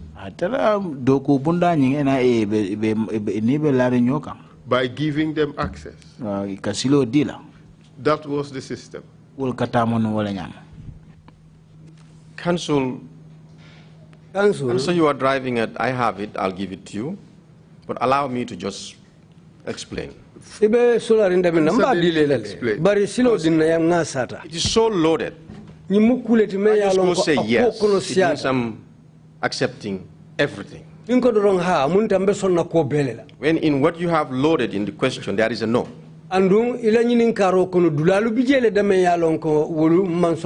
Did it work that way in cases in which Jammeh was interested?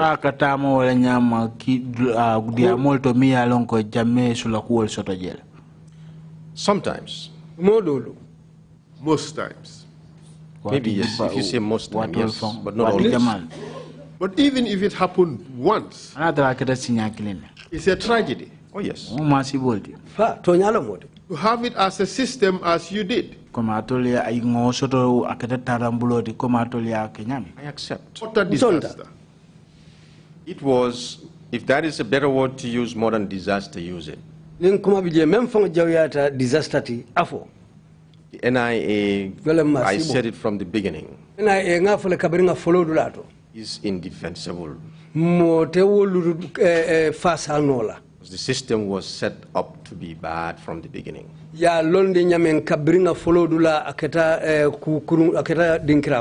Answer your question, I'll give you one example. You have not asked me, but I know it's one of the things you will ask, but we can clear it. And Madi Sise.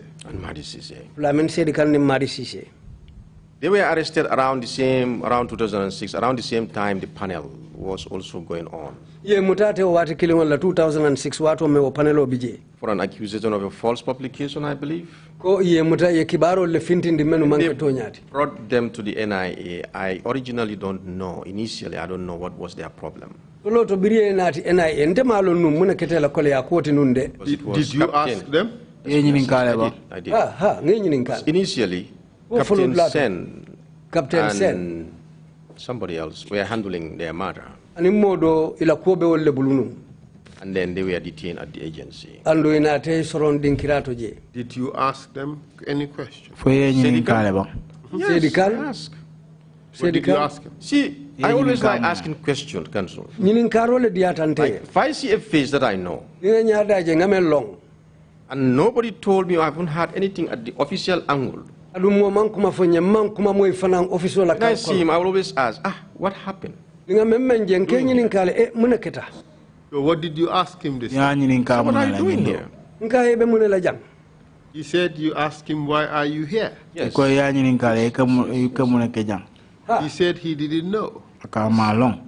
And how did you respond? I don't remember exactly what I responded. But I can... But he remembers. Okay, let me say. You mean Lamin Sedikan? Yes.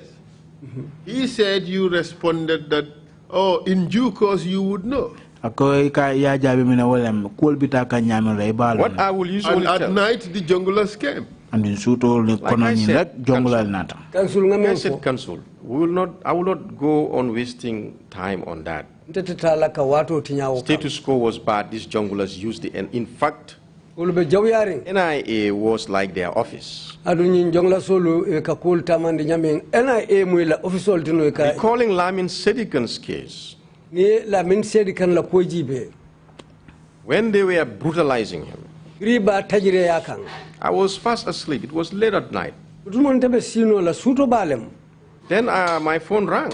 When I received it, I saw it was one of the guards. Very worrisome in his voice. He said, sir, if you don't come and help us, somebody might die here. I said, wait a minute, what's happening? What's going on? He said, these junglers are here. And they are brutalizing these two suspects, Lamin Sedikan, and he's in serious pain. I told him, did you call my boss, Harisambu? He said, yes, they did, but Hari said he can't do anything. I put on my clothes and I rushed to Banjul, which was very risky because I don't know what I was running into. So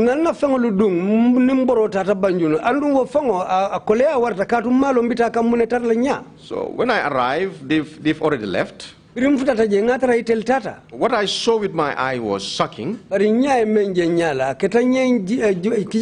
this was a person I knew before he has that encounter. I couldn't hold my emotion, I ranted. And I told the security, do whatever it takes to take care of them. I give them money, give them medicine, give them medical attention. And if anybody asks you, because they are always fearful, if anybody asks you, who asked you to do this, quote me.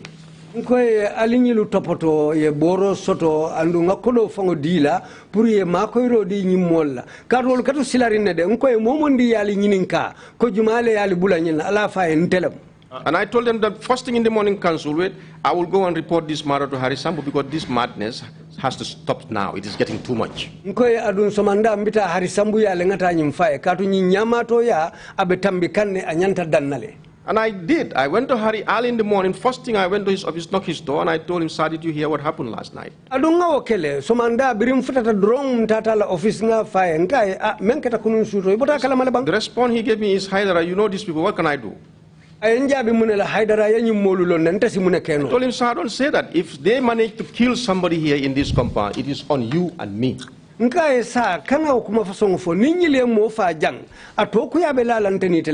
Do something. Try to engage the president and try to see how you can at least put these junglers under control, because these people will one day kill somebody in this compound. Nkaye fere ke president oje ina ye diamu ay lodula ke nyin jongla sol la kola kadu ne onte lumbina nyilbe mo fala nyin sokolo jan. So you see, council, even though the place was toxic, people were speaking up. Even though that was not enough, I will agree, it's not good enough, but people were speaking up. In the case of Musa Sedikan, yes, he testified before the commission. He said that Ngor Seka was informed about his situation, that he was being tortured. Ya fo Ngor Seka ena tata nyon taranyamina komi ya tajirinte yale.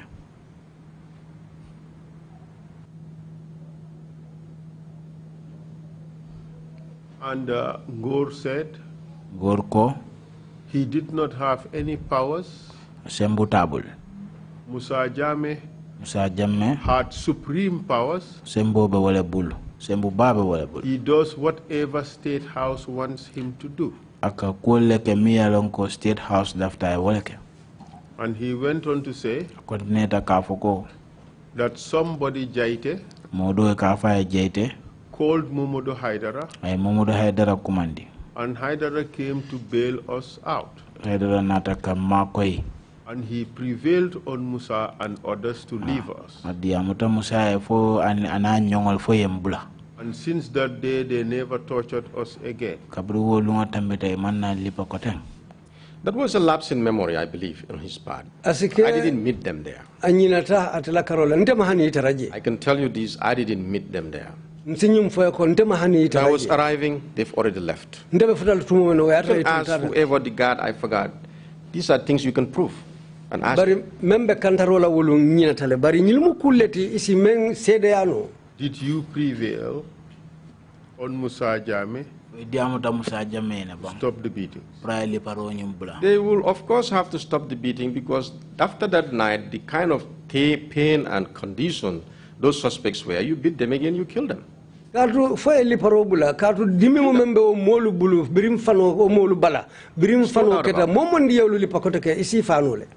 course, and maybe also my conversation with Harry, who knows, I don't know. I never spoke to Musa about that, because I don't want to be meddling with these people.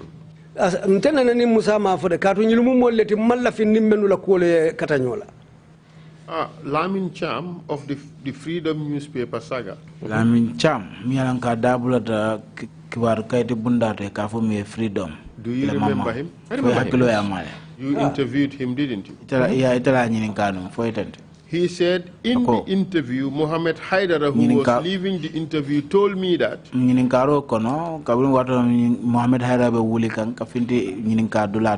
it was better for me to cooperate with him or them, otherwise these men will come back. Meaning, of course, that the torturers would come back. Then I asked him what was his question, and he repeated these things that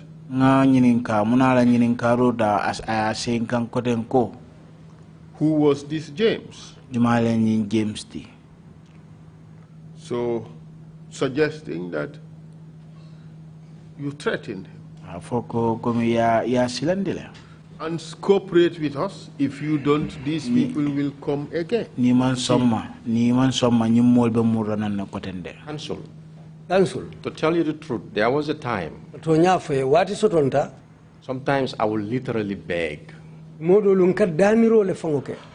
suspects to confess. Not to confess, just to cooperate. Cooperation means you are truly sure that you are not part of it, or you are part of it. I will literally beg. Do you know why? Do you know why I will beg? Do you know why I will beg? Because I know the president is bent on making these people pay for whatever reason. The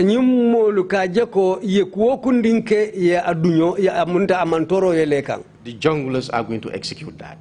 I hate to see people in pain.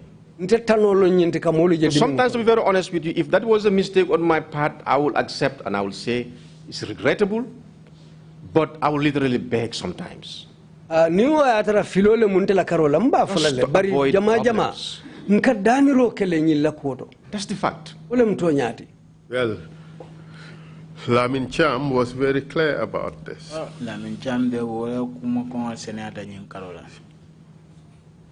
He says, as you begged him to cooperate, otherwise these people would come back. Then Malia Mungu shouted in Mandinka, I told you that, let us kill the man.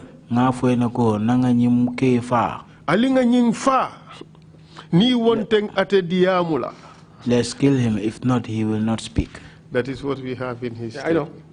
I'm not sure about all those statements, but to be very honest with you, Council, I will literally beg people, because I know these people are hell-bent. But all these were happening amidst threats by the junglers who were in the place.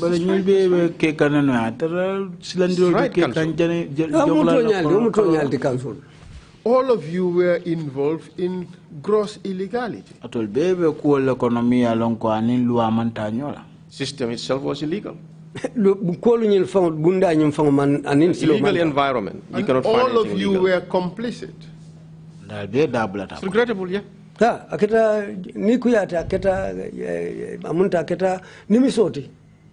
Based on the environment, even no matter how you try to swim through those waters, no. System was really bad. I know the commissioners here knows what I'm talking about. The 2 years of rule here was terrible. Rule of law was something in the book. In reality, no. This is my take on that. It's regrettable. I wish there was another option we have. There was an option. Tell me. Resign, run away, or comply. Okay. You chose to comply. To some extent, Council, there came at a time, I think there was a camp that was not openly rebelling, I would call it. There was a camp that was not ready to comply. The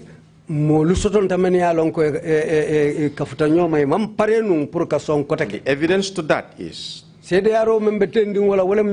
so many things came that from the president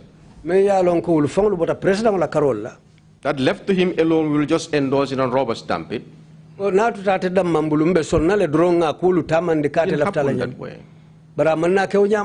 They ended up being let go. See that freedom saga. I heard people talking about it, but there is some little elements that people don't say.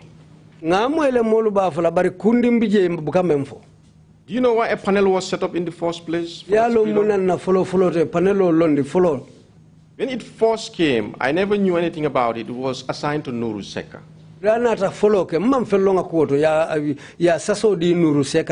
But when Nuru looked into it and realized that what is being said, what he is getting, it's different. He became a little worrisome. And then he came and told me, this investigation, I don't understand. What they are saying and what I'm seeing is different. I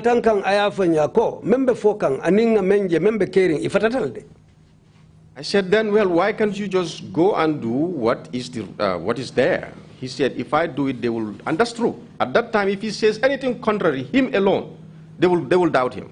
Then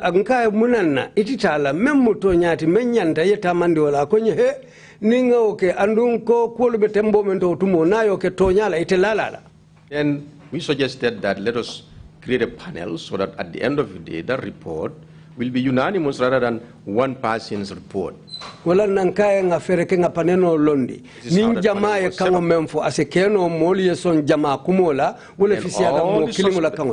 suspects that came, we realized that what has been said and what they are talking about is different. And then in the report, we exonerated and they were released. Left the Jammeh alone, they would have been locked. But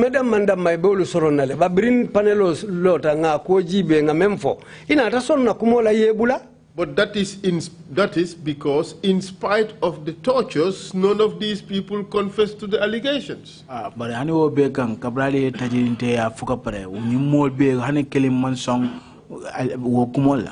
of them confessed. That's right. And there were no witnesses to incriminate them. Yeah, but remember, I think, Council, you don't still understand how Jammeh rules. He was really hell-bent to lock these people, and he has people on his side to do it. Even if he doesn't have people on his side, he was going to, because he can dismantle that panel. Bring a fresh panel. Just to make sure that he put these people behind bars. What I'm trying to depict here in this particular case, you would agree that he was not aided by the suspects.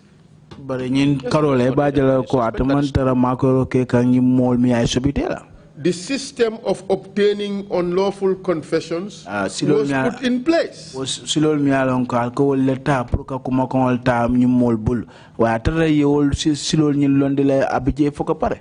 You agree with me? They were beaten to the point that you thought these people could die. And in spite of all that, they did not confess. There was no other evidence apart from their denials. So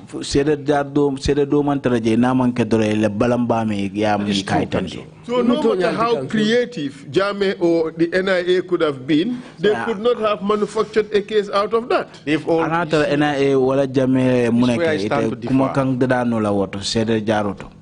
This is where I stand to differ, Council. You know why? System at the time, they want to fabricate anything they can fabricate it. Depending on the people, though, because they know the people they can use and the people they cannot use. But the thing is, all Jammeh wanted was to torture them to get to the truth. Or sometimes just to inflict pain on them, sometimes without even caring about the truth.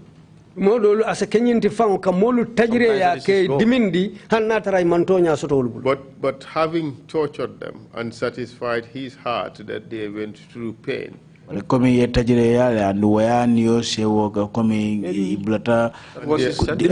was no evidence. The only reasonable thing would have been to let them go.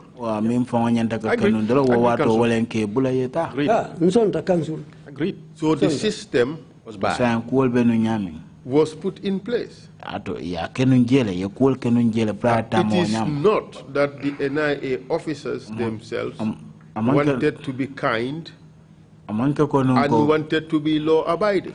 NIL milbe do kula je lafta kende ala itandi kaitandi ko fana. If the NIA wanted, the junglers would not have had access to the detainees. Ni NIL lafta no jongulal te futano la nyimol mi ye mutaje. No, I disagree with that. They have never had to break any of the cells to access detainees. So let me put it out to you plain and simple. The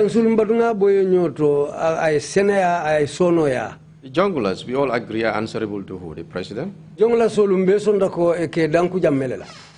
NIA. Answerable to who? Is it not the president? If Jammeh tells the Director General or the Deputy Director General, whatever, or even tell the gate man. He wouldn't speak to the gate man. I'm just telling you. I will speak to anybody.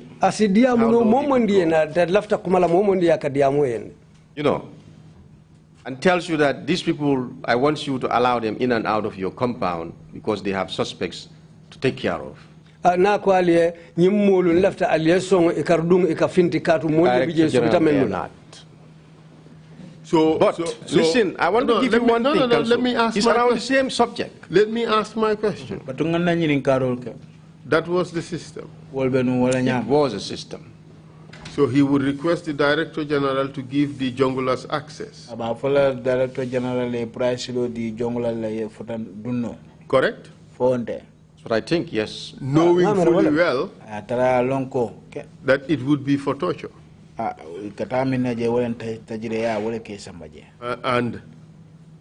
the gates would be open when they come in. Correct? Yes. And the next day, you would come and see the telltale signs of torture written all over their bodies. Correct. The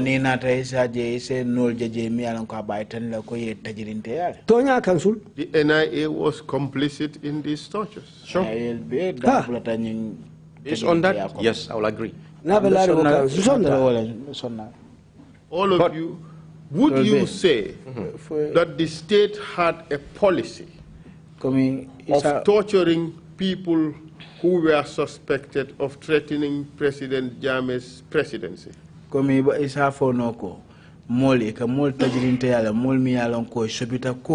President Jammeh ala mansa sira ngonying ya silandi jela. It's true. Would you say that President Jammeh was a serial torturer? If there was a better word to use, I will use it. But yes. And would you agree that he was aided and abetted in that unlawful enterprise by the NIA? Unfortunately, yes. And by the panels that he established for that purpose? Some of them. And by members of those panels? Possibly, I can be very firm on that. And by people like yourself? I don't see myself as aiding him to torture people. Man fanje ko nkama ko yorole ke atela karola ko kamulu tajile ya mbenna dalilolu fole ni sonda. I'll give you my reasons. Let me ask. I have run into trouble. Let me ask you this question. Yes. You haven't given me what I would view as a satisfactory answer to my last question. What is that?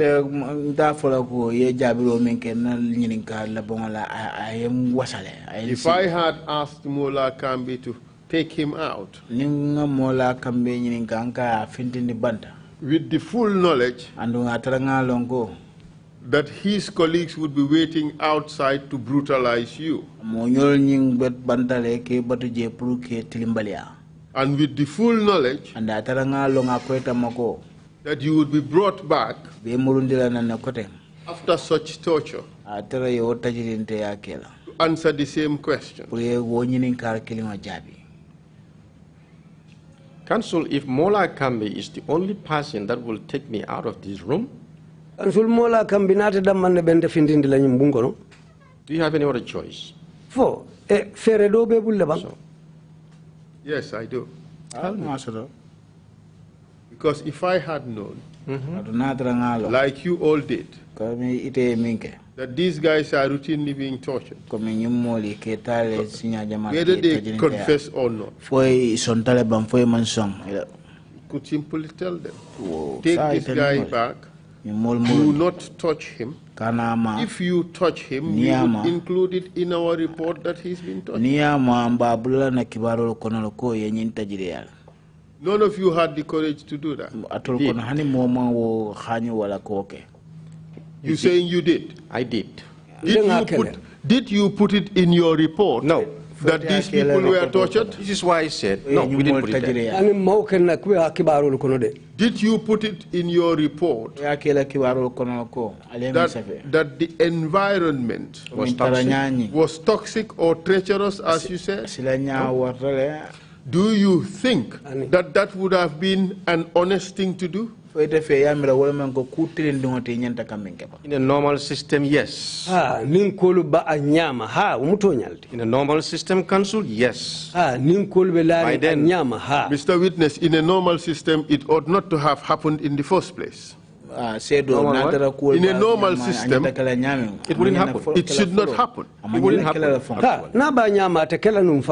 So in a rich system like the one you operated,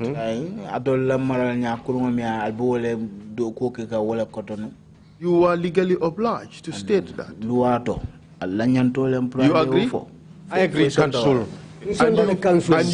And you failed. Yes, and you failed in that responsibility. Yes, I agree. That was the status quo. And like is always the case, those who aid the RIC system get consumed by the RIC system. Sorry.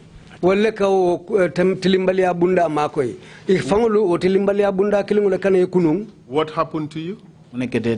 Good. What happened to me in 2006, when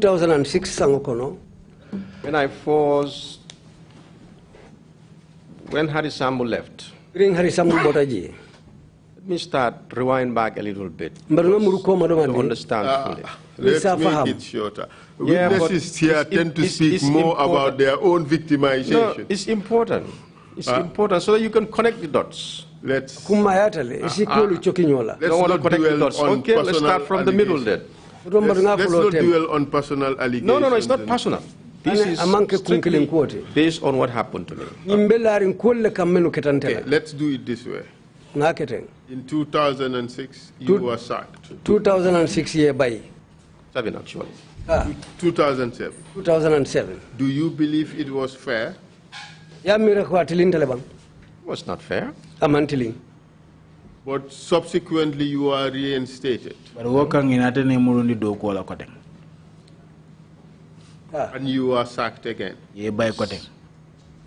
And this time, I want to believe it was for doing the right thing. Correct? Both sides, both times, yes. This last instance, tell us what happened. Briefly. Okay, when I was rehired again, I was very cautious. Because already I have lost faith. And then consultations were made with family, of course. And they advised me two things. That if you have to reject it, you have to leave the country. But if you have to take it, be very careful. So I went in.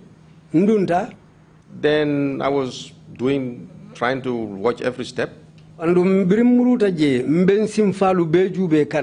one day I received a call The Director General then Numo Kujabi, may Allah have mercy on his soul. Numo Director General Numo Kujabi, Alama Ale Yamfakai. Called me and said, "Where are you?" I said, "I'm in my office. Come to my office." I am Commander Akonye Beminka Mbenna office Akonye Nana office. I went to his office. Tatala office. I found somebody sitting. He called him something Kujabi. He said, "He's his uncle." I am Motana Sirinje Akabarin no Moti Eka Ofanan Konto Mukujabi. And then I found one state guard personnel. I think I'm still struggling. It's either Solo Bojang or Sehu Jallo, but I think it's Solo. I'm not sure. Na state guard mo kilim fanantaraja man ko imma de asike Solo Bojanti walla Jallo barbitunga man ko imma follow. And then one diplomatic employee at the Guinea-Bissau embassy, I think it's Mendy. Ani mo killing member do ko la Guinea-Bissau embassy oto ika ngamira ba fly Mendy. So he introduced, he said, "You know this guy?" I said, "Yes, I know this one, I know this one." Then the ay nyil ka fe nyililon nka ha nga nyilong. Then the Kujabi guy, between Kujabi konto nying, whom he said is his uncle, akabari momenti. He said, "I know you from somewhere. Do you know me?" Akonye ngelon dulal to de foyentelon ne bang. I said, I looked at him, I said, "No, I cannot remember seeing you anywhere." He said, "I think I know you from somewhere." I said, "It's possible. Because maybe you might see me in some of the functions or somewhere." He said, "No, but the face looks..." So we exchanged that and they said, "Okay, it's okay." And then after spending less than a minute or about a minute, then Numo told me, "Yeah, I was just calling to greet him. He's my uncle. He's based in Guinea-Bissau, but they call him their Jabi Kasama." I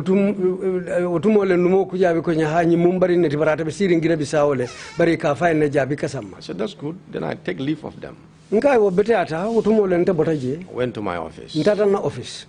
Baffles me, I said, "This guy always get private guests. Why is he calling me to greet an uncle?" So, but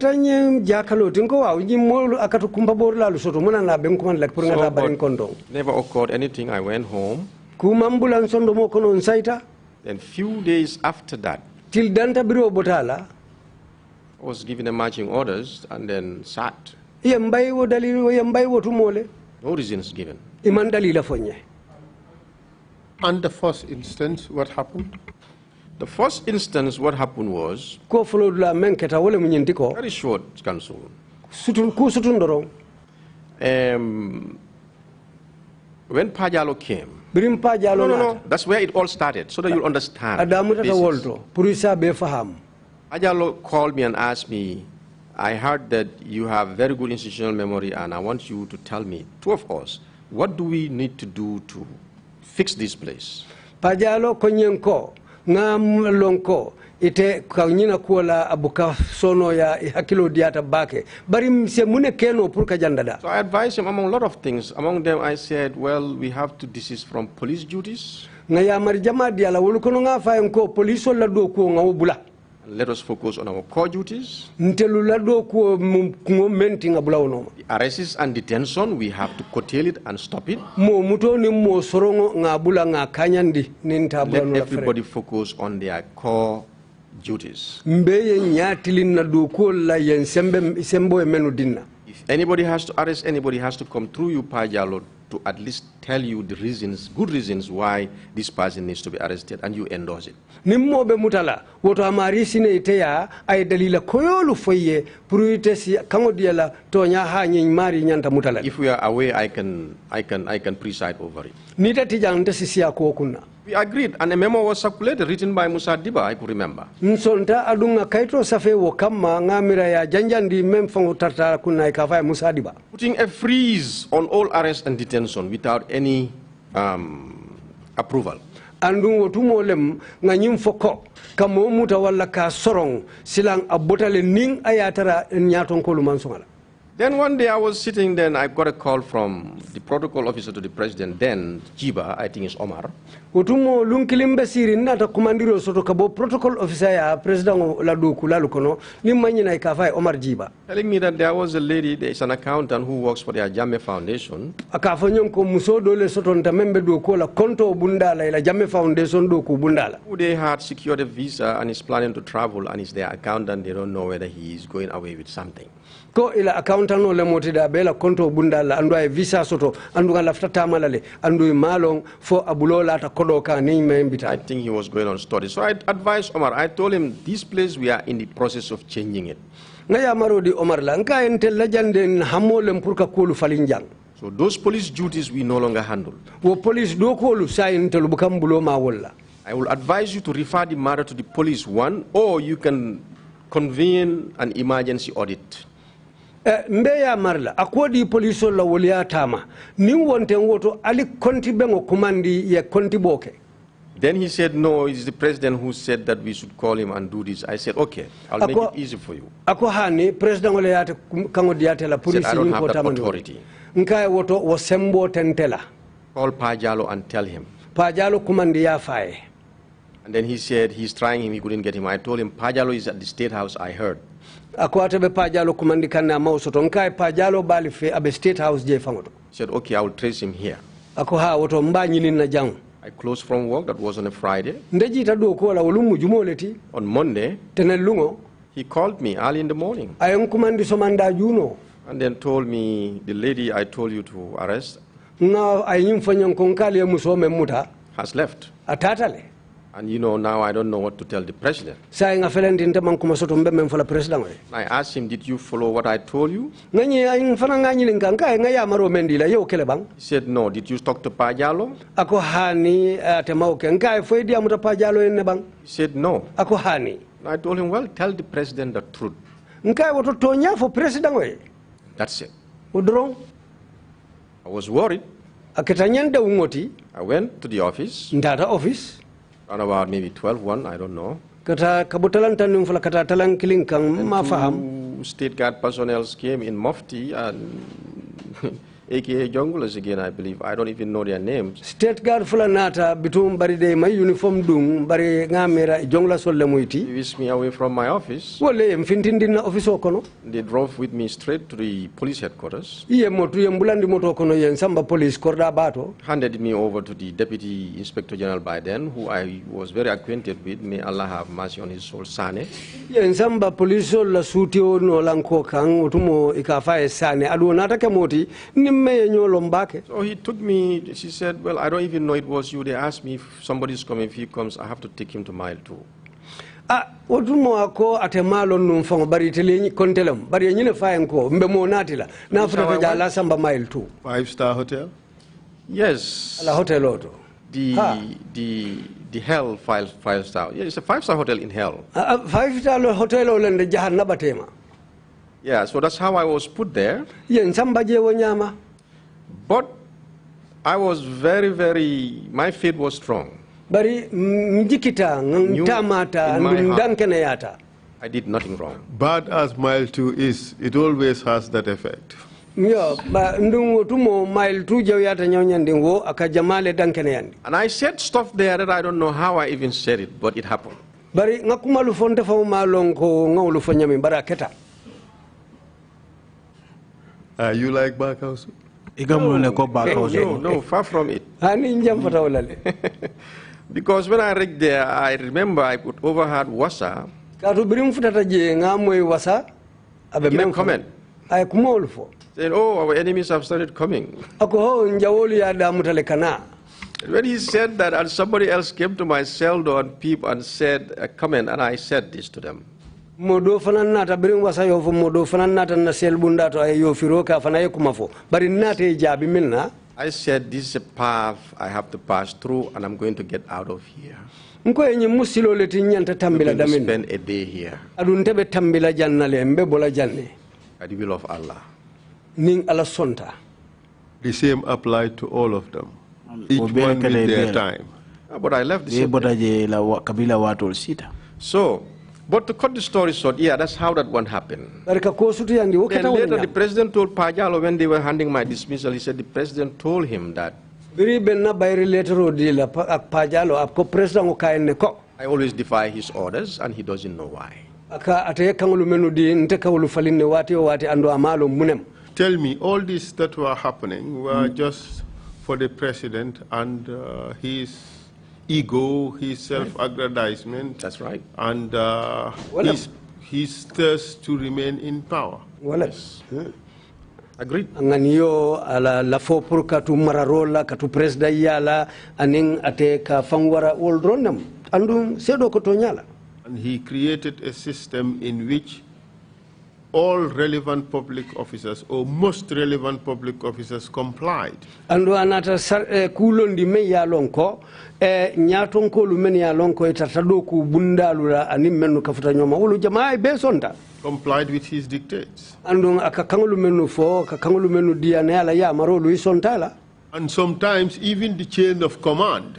Andun tumodo lu fangulu nyaton kapala so lu benyo no manyaming. The hierarchy at work would not even matter.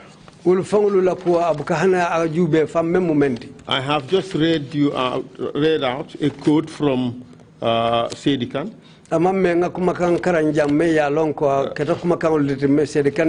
Or was it Cham? Who said that Ngor Seka told him that Musa Jame had all the powers. Ngor seka kay nako Musa Jammeh vices of the president. Sembo be wole bulu andu katama president la kamal. Was it like that at the NIA? It was like that. NIA. See, Council, one thing I want everybody to understand. Every public officer left mo be londila melna ya fahamo ni be nyaton ka palaso la. Under duress. E katara de ngole kono. Whether you want it or not, the only thing that will save you is to get out of this country. Ya lombang ima lombang kukilindrong wole be tankandila yebo nyimbanko kang. Or to leave the job. Or to leave the job. Even if you leave the job, that didn't save you. Hani ya do ko bula o me kanandide. That would not save you, country. Wote kanandila ka fonga do ko bula. Hani atano mem kote banko bula. Foni mantad. But to tell us about the NIA, was the hierarchy very relevant in carrying out task or responsibility? It was not very relevant. It was not. Why do you say that? Give us examples. Simply because sometimes I've seen myself, I could only speak for myself. Assignments are given to your juniors coming from other places. You don't know, you just have to snoop to know that, oh, this is what is happening. You didn't know.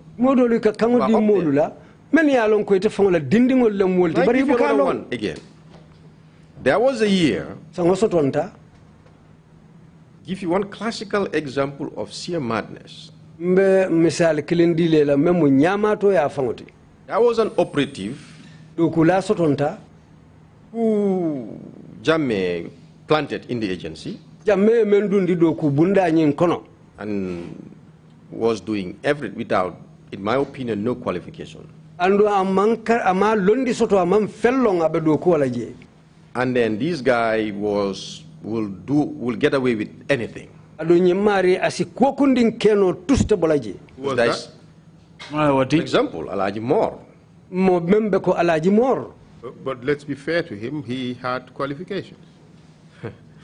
Let's say he has qualifications. Well, he went to the same high school as you. I know, but what I'm talking about... And you all graduated with the same qualifications. But what I'm trying to say is... training, experience. Because one thing is to be trained, one thing is to gain the experience. There was none available with him. He was very inside the agency. And then there was an incident they called the then Director General, may Allah have mercy on his soul, I think it was Keba Sise.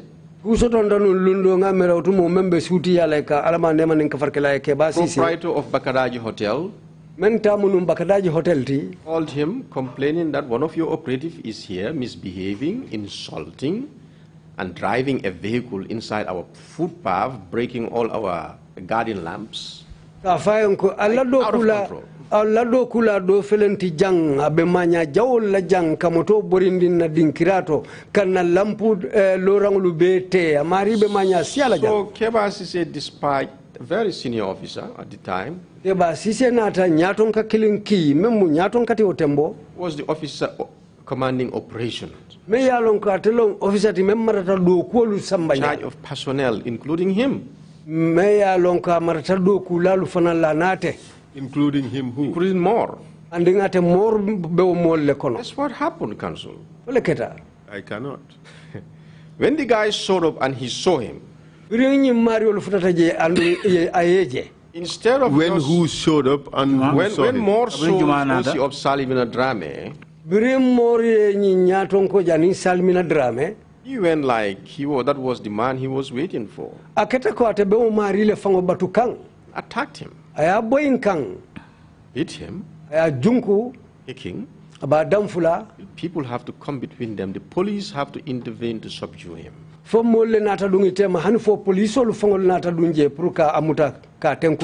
news went around, everybody said, "Oh, this is the end of it." Under normal circumstances, yes, that should have been the end of it. That's what happened, Council. Nothing happened. He came back working. Why do you think? Because of the president. So, that's just one example of the kind of indiscipline and the lack of the disorganization of the whole environment. So, like I said, it is a rigged system. The system was bad to an extent that no one can salvage it. Amonta wo mu misali kilineti wala nan koye do ku bundalo men dun ta nyoto andungala dun nyoto a jawyata le hanfo afata tembeto mota tembendinola. We understand there was a unit called Special Operations. Special Operations, which pretty much served as the junglers of the NIA. They tortured people. Well, la do go for minti wala ka molle tajirinte ay ke kuma defang NIA la jungulal. You see, Council, it took me a time, a little bit, to be very honest with you, to understand whether, when I was there, because I was trying to crack through, whether I definitely left the special operation in the NIA. I wati soto la birindunta je mbemmira kan fodun nga wo bunda tuje le special operations. If it was there, it was not as active as it became to be. Hanna bije nun amanna abotumo asembo mawara kakulu tamandi ko labanta nyami.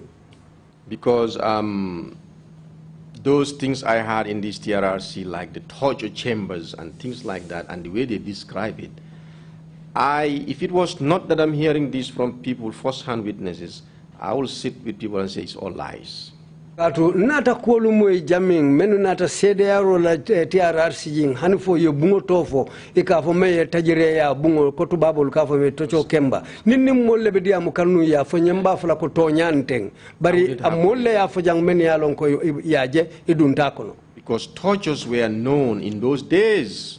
Katu the junglers carrying these things most of the time.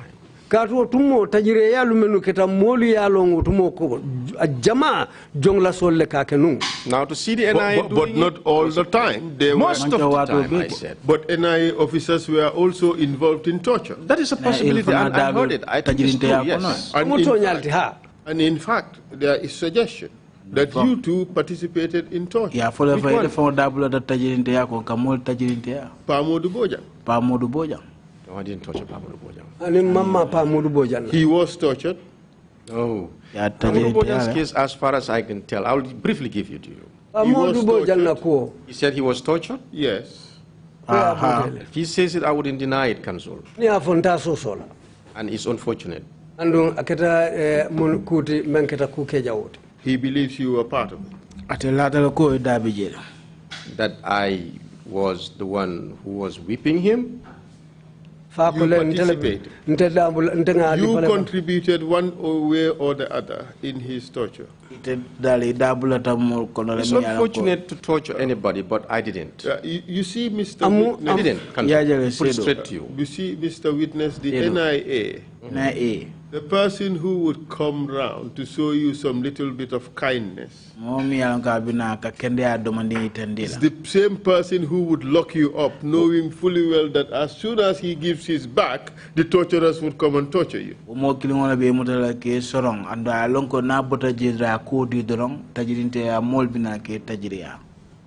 True. It could be possible. That like was, I said, such was the system. Yeah, the system was bad. All of you played the system. The system cannot be defended. You show kindness now and you turn around and know fully well that what's going to happen next is brutal torture of people. It's a possibility. And we have seen instances like we've heard here, things that happen there, here and there. Those are uncontrovertible.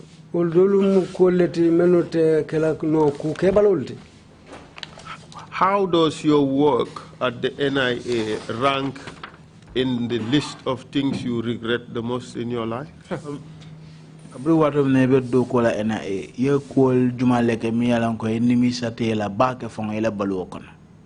Council, to be very honest with you, I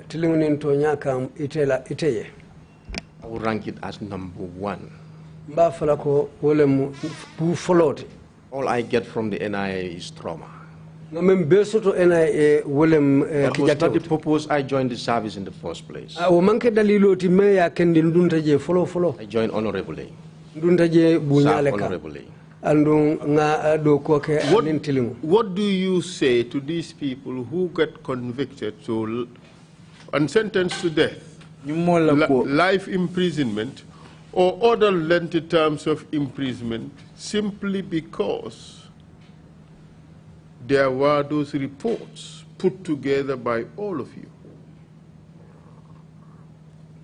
containing confessions which all of you knew were unlawfully obtained and you said nothing about it?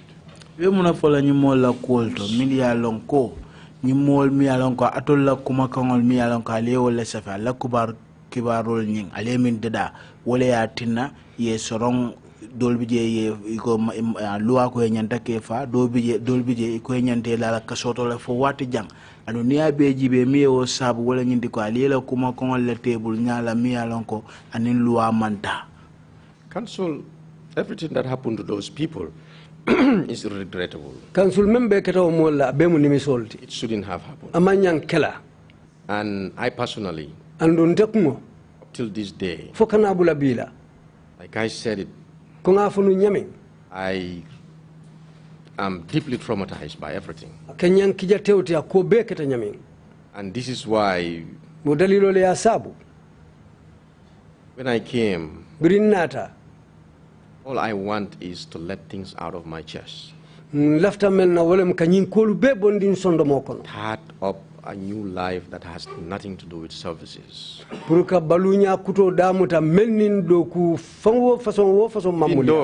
do you say to these people?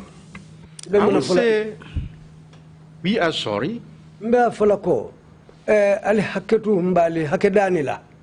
what happened to them happened to them because the system was rigged. I think they will understand too. And the system had compliant people.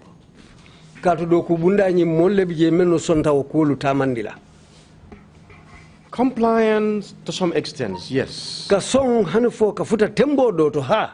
You would agree with me, when you were sacked the second time, you left the country. Yes.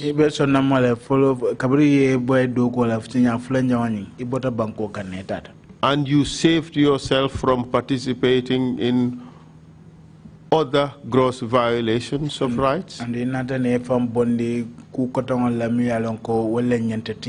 Correct? That's correct, Council. That was an option that was available in the first place. That's a tricky part, Council, but no further questions, Mr. We are not very No further questions. They are not down there for people to pick. It's not easy. Thank you. Thank you indeed very much, Council, and thank you, Foday Momodou, for a very informative and helpful testimony. Inumbara bake Council, inumbara bake Foday Momodou ila makoiro kang ila son kana sedi arola. I have just one quick question on the extraordinary rendition program that you had a brief exchange with the Council on that. mbe ñinin kar kelim be mbulum lafta menna pour e kam molu menu muta bantala ka fo ibe seyindila nan e inen kansul ale wo kumo ta nyote ma nyamin lafta ñinin karola jele. What would be your guess regarding the number of detainees who were accepted by the Gambia during that program? Muna be kele la ila yiri karoti momen nangamo Gambia sonta pour que ita wo wuce nyin kono. I don't still understand. From where? Well, they were coming from the U.S. or the U.S. was bringing them. Oh, I'm not sure. It's a rendition program. I'm not sure about that, Council, to be very honest. I don't have clear information on that. But the ones you have in mind, the ones that went to Saudi Arabia and Yemen, you were saying? Maybe you can clarify. Okay, now I got it. I think there were a few. But like I said, the unit that was overseeing that will be the best to answer. And I think the current DG SIS saw at some point was also Balajo could be of help, and other officers who were working in that program. But yes, I heard that there were instances like that. Yes. The related program question then I have, you probably wouldn't be able to help us with that. And that would have been, what was the quid pro quo for Gambia in participating in that program? Ñinin kardo membe mbulu bari namiroto ayete mako no lawto wala ñinti ko Gambia la lodula akolu iteli nyanta akela nyaadi le kat iteli nyanta mun nimune bondila ko ñin kono. You may have a view on that. At the government level there up, Sakunda la Carola Santo je, I am not sure. Among koy mabake. But at our level, rintella tembe dato is finance, wala nafulo, logistics, anin kolu nyanta a dépense la ñami kolu men be dunna je anin karandiro. Yes. Yes, Council, you seem to be. Training must have been a particularly exciting prospect for a lot of people going to the U.S. on courses with the per diems and all that. It's interesting. But anyway, the information we received, it's very few people, but only one name we were given so far. Only one name of a Saudi or an Arab person who was providing financing for Yemeni fighters. So that's the only one we received. The understanding we had, reports that went to the Security Council in New York involved some Iraqis and Afghan fellows who were taken to Guantanamo first, and then they were then spread out to Gambia and a few other countries that have signed the program in the yes, U.S. But on that we have not been given any names. Okay. These are called black holes, they call them. But yes, it is a scheme. But not only that, you know that I will not go into details with that. It's not the right forum, but you can ask me. Sure. I can put it down. You know that also the scheme was relying also on operatives to be injected in certain foreign operations undercover, and they were very successful. Allow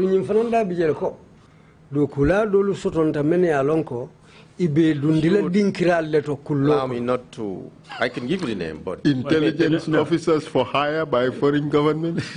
No, we can't go into details. Yeah, we can. The understanding we had. In the name of cooperation? Yes.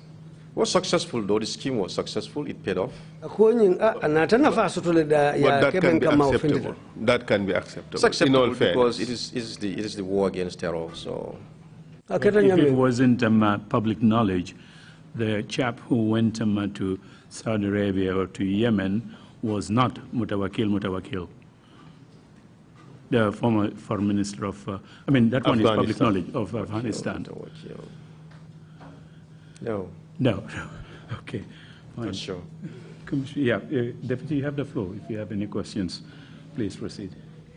Thank you, Chair. Thank you, Lead Counsel. Baraka Chair, Mr. Hydara. Lead Counsel. A very interesting day. Mr. Hydara.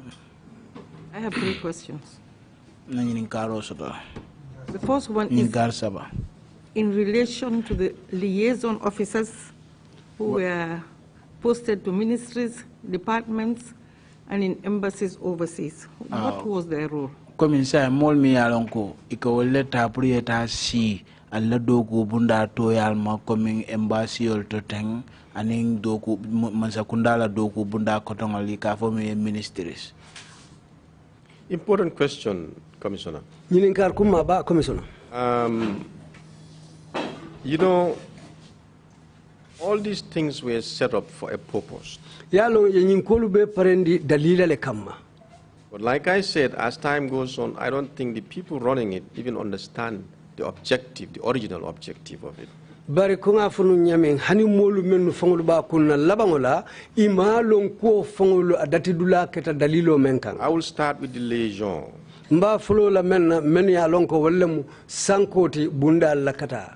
Internal liaisons, for example, here. Men ya lonko lube janne banko kan. It is something that has been going on from the First Republic. And the whole idea is to induce an agent inside the community.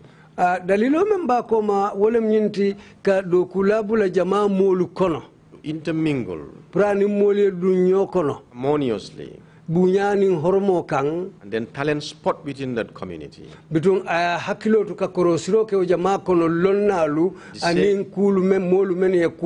The same time be able to tap out what could help the government in decision makings. In those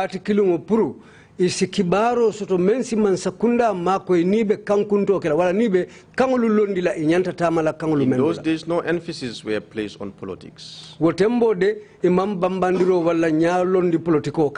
So in that way, the liaison there is the eyes and ears of the government through the agency. Between wotilo lukono wo sankolu woleketa mansakunda nyalu aning mansakunda tuloluti jamaa molu kono ibe damenuto. You have to get an in-depth knowledge of the community you are serving. Foye londi saharing londi dinkaringo soto wo jamaa molu kono ibe du kola damen. So that you can be able to, properly, you can be more effective. Those things have helped in the past. Because from national security threats, cultural,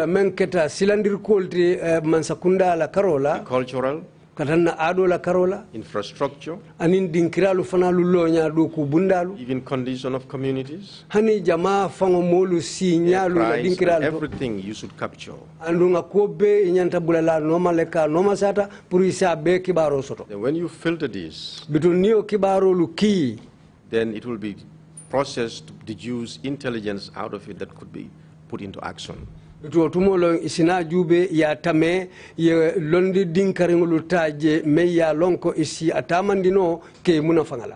agent, when it is properly performing its job, is like when you have an engine oil inside a motor vehicle. Niaje wonyondo kula façon memba la du ko ke kan anyama akakele ko drong nie machine tulo soto me ya lon ko abe machine kono abe mem tamandikan. All you do is to complement for the best interest of the nation. Ikam membe ka kenu nje wolem ka kata banko la kairo ni nyatu ta momenti pour ka bundalu sahandi. You go to the external liaison. Ni tata bantala taluto. There should be a place of studies. Wolu anyanta kala kuleti me yalonko asike londi nyini mbundati and research aning kakulu nyinen kakulu kisikisi, so that what you tap out there, bolem nyinti ko etebe londo men kafula nyoma je, it is filtered down. Ning anata adinkirato. government and policymakers could learn something from it. Man sakunda ni sarta londila lu fanalisi ku karanno akono. Not to forget also about the threat mitigation.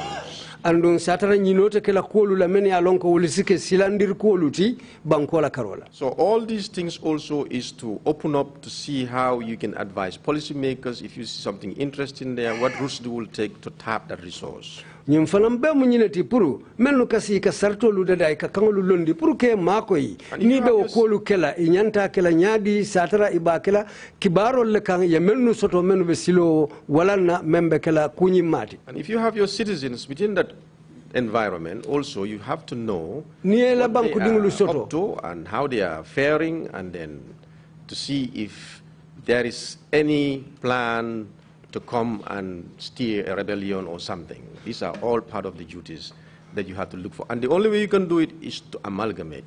Isim menkeno wala molu fanalu men be bantala ikatara dinkira leto dameni alonko inim banku dindolu sikafuno nyoma menu be banko e bantala ko ete fanam betelu kono nyamin adun membe kolu sono yandila ini yedu nyokono ini ka futa nyoma ini ka nyomo e purunyin kamala nim misali kama fere jawo sitita ko ibinala banko kanne kana kujawo tamandi jang isa londo soto isa janyin kamala kolu sitama menu si banko tankandi nin kaira kule fanamu isa kibaro kinan.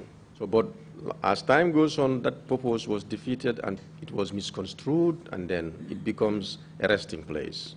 Bitum biring wato tata fajam fata kulu nata faling dalilo lu yelemata anata ke dinkirati dame yalonko itata ke daha dimbunda doroneti. That's it. For example, now in even Jawara's time, there was a sabotage on the engines. Because between abe misalo momenti hani President Jawara la time tinyar la lu sotontale meni ya lonko ye tinyaro ke kanawek la masingulu tinya. So the purpose of that lesson there is to mitigate, you know, to counter sabotage. Woto tumo dalilo memba ko ma pro mo façon le taro dinkira façon luto ni wo tinyar façon lu molu lafta kala pour ka kuntu nyato. So it's just to protect that infrastructure. Wala pour ka dinkira kanta ay tanka tinyaro. The population depends on it. Katu banko jama molu la jikobe dendinje la la sulo lomje. This town is a national security threat. Ning misal kama banko la silanda ku sotontaje. So but as I said, everything changed. It's like there is no original manual anymore. That answers your question. Thank you for the very comprehensive response. You've given the ideal situation, but you've also explained how it deteriorated into something else. To the extent that these liaison officers were even at airports. Taking who's going in and out. Doing arbitrary arrests. Anyhow, thank you very much for your response. Now, the second one is when the lead counsel asked you about the violation of rights of the people that came to the panel.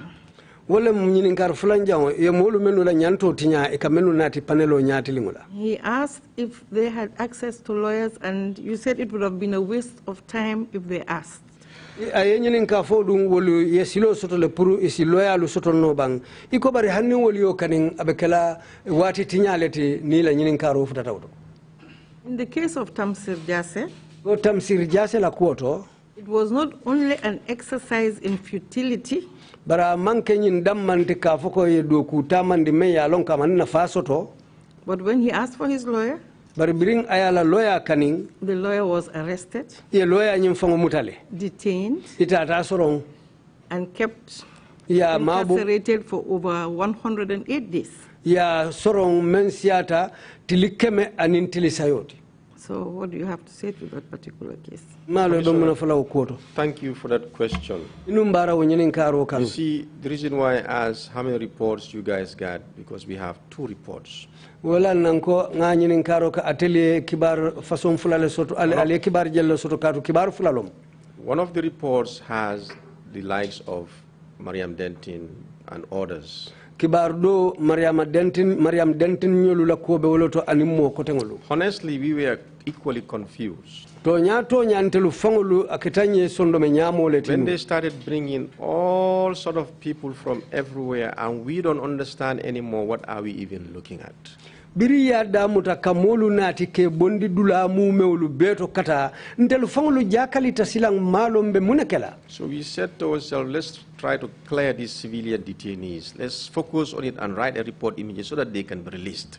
Nko woto alinga fereke na nyati linyi civilian la yemelu mutake sindi jang alinga denga kibaro safe me yalon ko ninga parendi isaje isiwulu bula yebo jang. We fast tracked that nga ko tariandi and exonerated all of them. And then later, time goes on, Sonko came with, I don't know, with a message from the president and gathered all of them saying that they have been pardoned. Biruo kola long Sonko nata anin kibaro ka fabota president oleya ye be bendi ka foko president ole yam fatawoliye. What the president was doing at that time? President be men ke kanu otumo. Yes, there was an attempted coup. But now he wants to use that same thing to wish out everybody he has grudges against or something, a bone to pick with.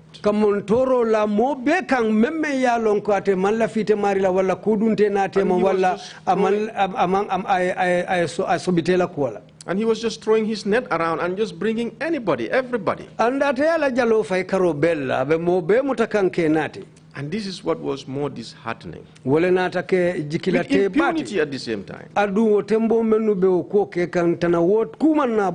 For example, you bring the likes of, I saw one old man there, I still cannot forget. He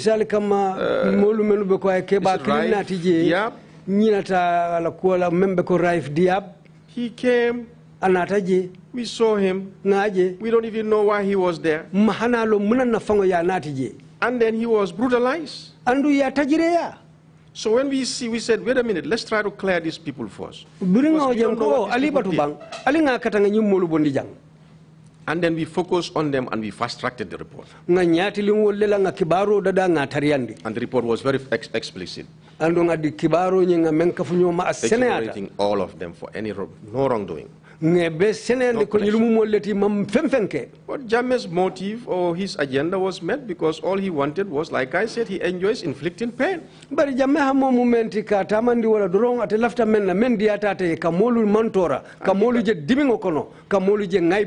And he has his team of boys who will do it for him. That's the junglers. Fortunate. Actually, in the case of Mariam, she was charged and taken to court, and she was acquitted and discharged by the judge. Amunta ko Mariam lakuo ya temutale ya tumi ya samba kitola bari kitola nata asene yandi ya bula.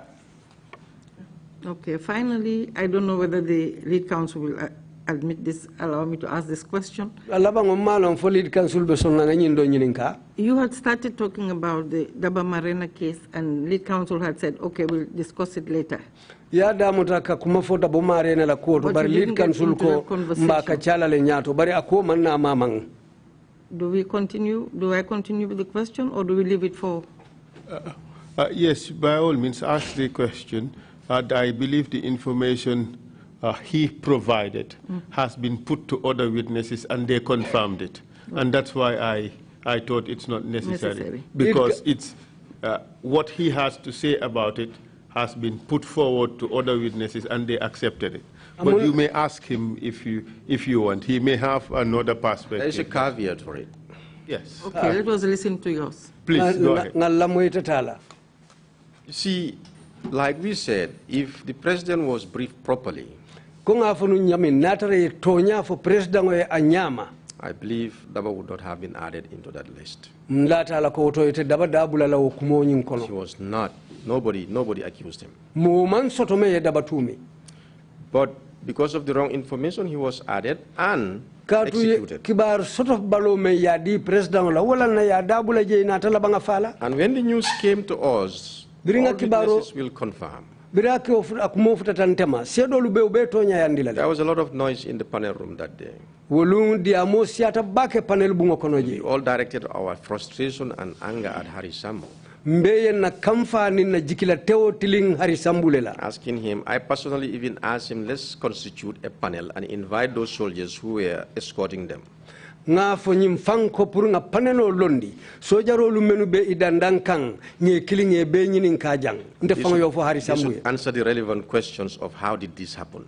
Wollebe kala molti menu be molu jabila ka sene yandi nyin keta nyaadile. Among the ranting also I told him we should go to the accident site and visit it and see. Wo kumolu fanko non te fanko alingata itel ko accident o keta dami ngata nga je jibe fonsaje. The vehicle involved, we need to see it. Moto men ibako no ko membo itafa alota kungola nyan.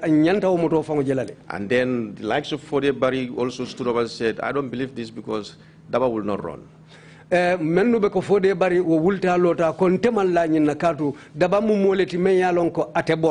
So other panel members supported. When I was saying this, the room was full. Then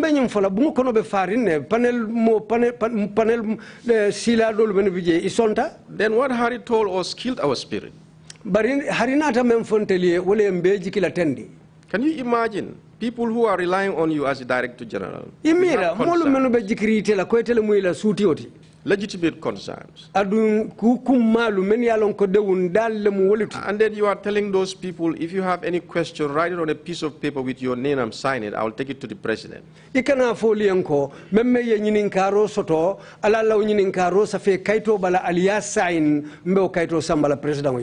And I want council to investigate one thing. I cannot swear, I cannot authoritatively say it, but tell your investigators to look into it. Try to consult one of the state guard officers. Nte afono la kalwa kan tigi bari akata state guard meni alon ko lemman sakantala luti akata yekilinje ye nyininka. Because like I said, when that incident happened, it traumatized me. Katunga fonya membiro ko ketante kijate oleti. And it is still, I'm still battling with it. And I've been asking questions every time as to how did this thing happen? And then I was made to understand, I might be wrong again, that prior to that execution, what I heard, that night, there was a secret meeting at the State House. And in present, you can investigate it. I might be wrong again. They said in that meeting, Usman Sonko was there. And Hari Sambu. With the president. Take note of it. Ask Sehu Jallo or within that date, take the date and find out who were on duties that night.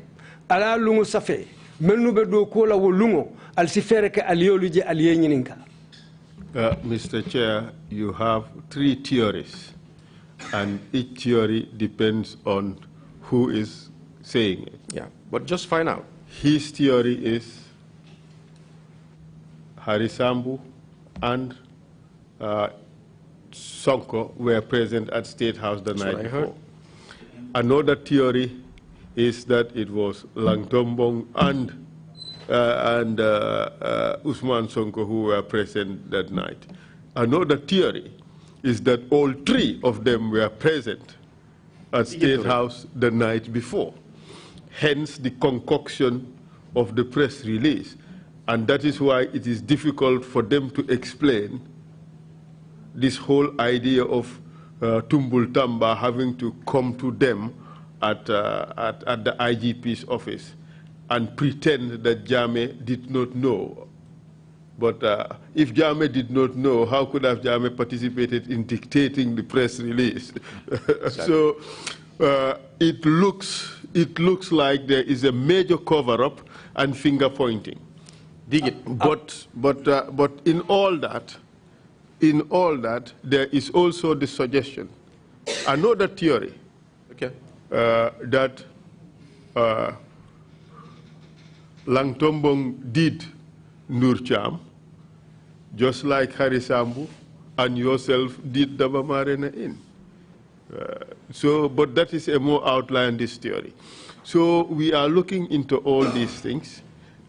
We are not yet in a position to find conclusive evidence on this, and that is why we have put out those theories, all of them, to the relevant witnesses, except the more outlandish one that is not to be believed. And the commission would, at some stage, look into this and decide where the truth lies. But what looks certain is that what happened at police headquarters was a major cover-up. Lang is suggesting that Harry and Usman Sonko knew what they were doing. Harry is suggesting that Usman Sonko and Lang knew what they were doing. I am sure if we were to ask Usman Sonko, he would say he was the one in the dark. That's right. But anyway, dig it out. Yeah, thank you. We will continue our efforts, and we will come. The Commission would come to some conclusion by the end of our work. Thank you, Commissioner Jones. You have the floor. Commissioner Jones, after Kenyaninka. Thank you, Chair. Thank you, Mr. Hydara.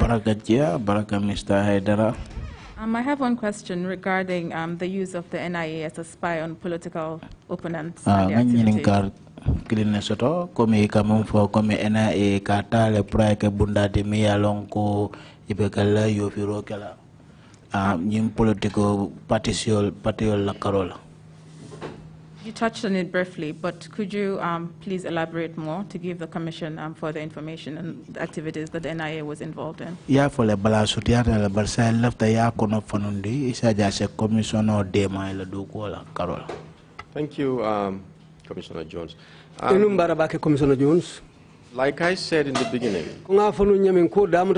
that unit has been in existence since the First Republic. And the objective was not to target political parties.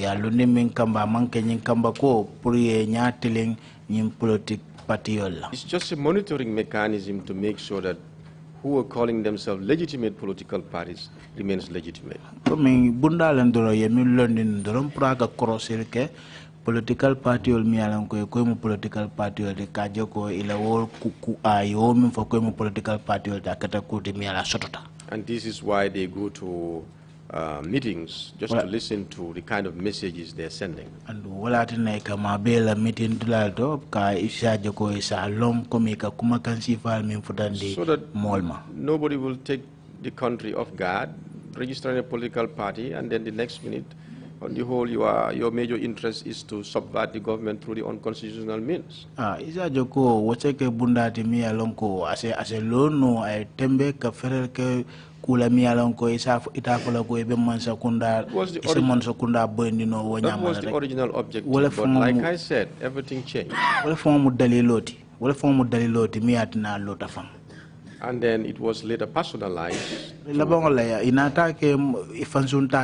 to spy on political opponents. There is a problem with the interpretation. It was later personalized. Exactly. It means to say here that the government used it against political opponents or political leaders. That is true. Thank you. I'm not sure the role of the NIA is to decide whether or not a party is legitimate. I should think that's the role of the IEC, but we move on.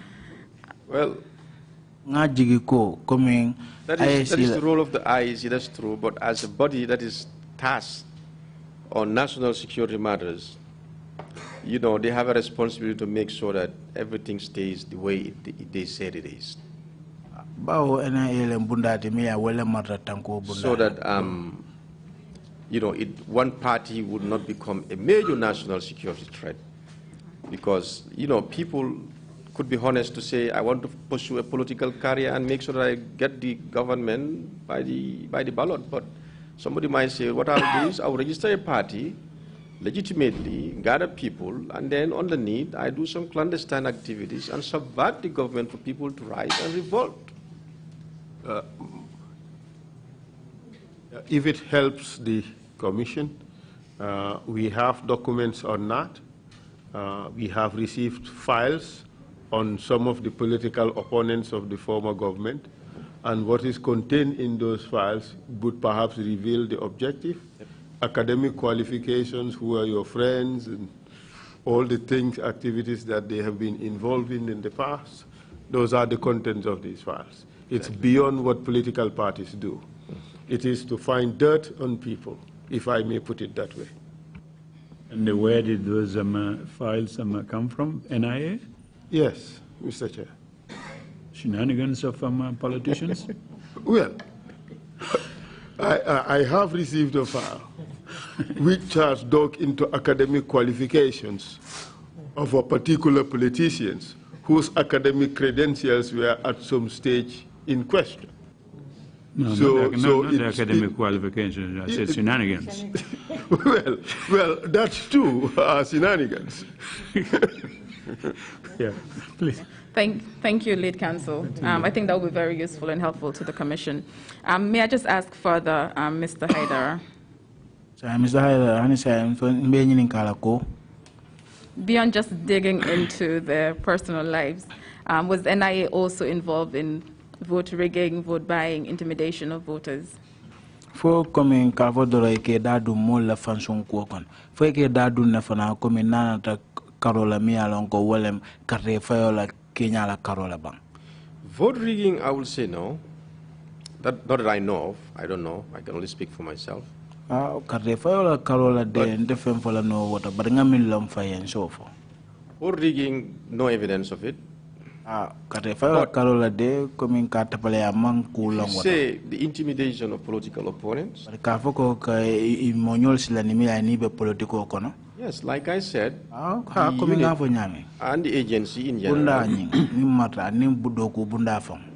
was later personalized as a personal entity. It has graduated from being a national entity, but a personal one.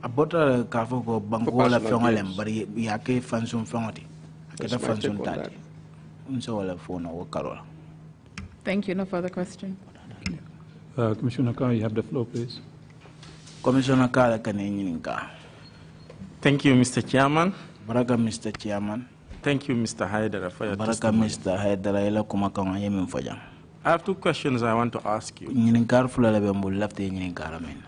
You've revealed in your testimony that there are things that you never knew happened at the NIA and in the country until they were revealed in this very commission. What's your biggest takeaway from this commission, and how does that link with the commission's Never Again campaign?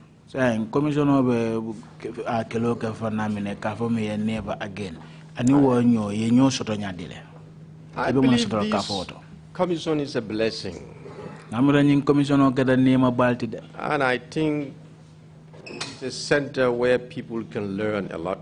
For example, some of the things said here would have never been known without this commission. And knowing them and trying to find corrective measures for those issues is very important to take this country forward.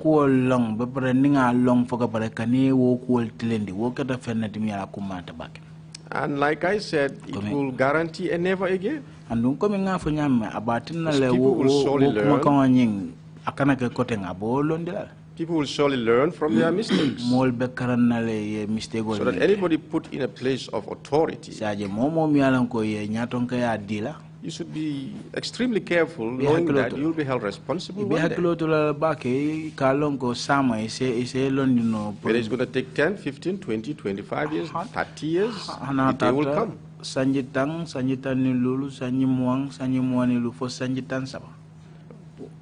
I don't know if that answers your question.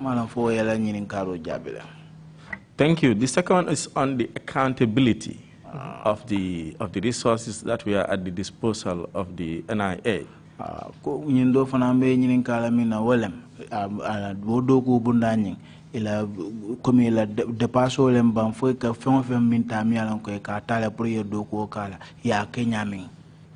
You've mentioned in your testimony that the NIA is the funds that we are given to the NIA, we are not reported to the National Assembly. Ya fole ko e ka depasol mi ay ko le di nying doko bundanya na NIA. Abuga futa député bungoto because it was Jammeh's baby. Katu woto mo Jammeh dena nolti.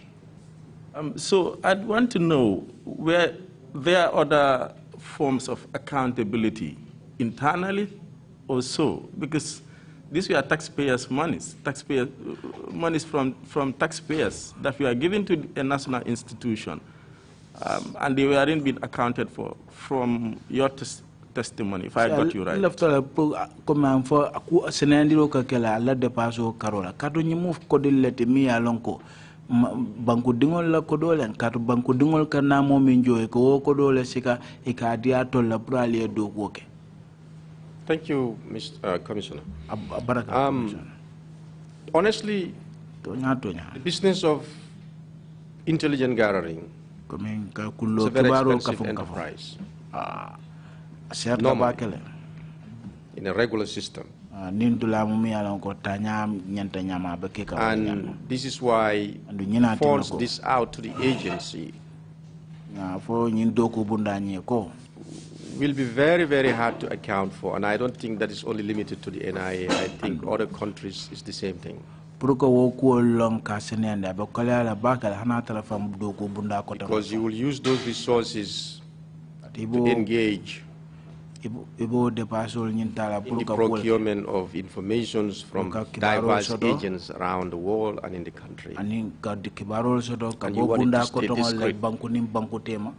You want that to stay discreet. So scrutinizing how that is spent will defeat that purpose. But what usually will happen internally is funds are here.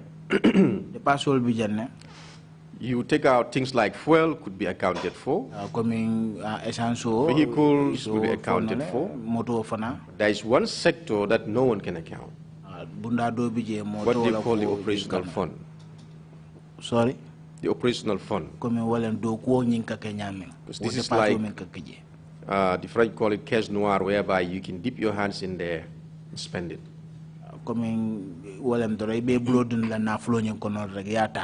Spend it for the procurement of, for the recruitment of agents here and there, those that you don't want them to be put in any records. And all that will cost money. So the accountability of the agency will be very hard. But unless you categorize and said so and so has been spent during this period on this, so and so on that, so and so on this. But to scrutinize it piece by piece is impossible. I mean, how do you reconcile that with good governance, with democracy, principles of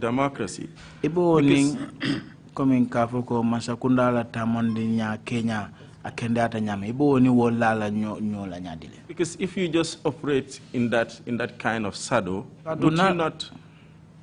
would you not open up the possibility of abuse of not just the funds but the fundamental human rights of citizens, as it happened during the time of the NIA? That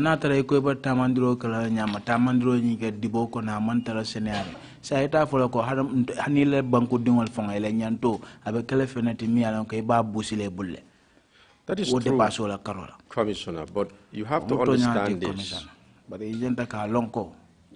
Any intelligent outfit is built to be shadowy, is built to be shady. It's an organization that is built purposely to be in the shadows. To get absolute clarity about all their movement is impossible. That's how it is. And Gambia is not the only country that is an exception.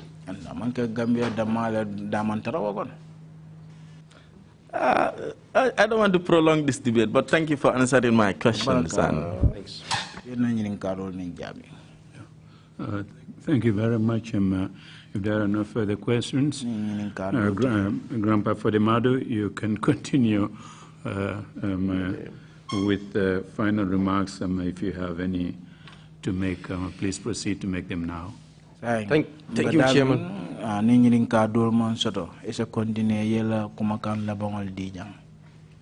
Thank you, Chairman. Thank you, all members of this TRRC, for giving me one singular opportunity I've waited for 15 years.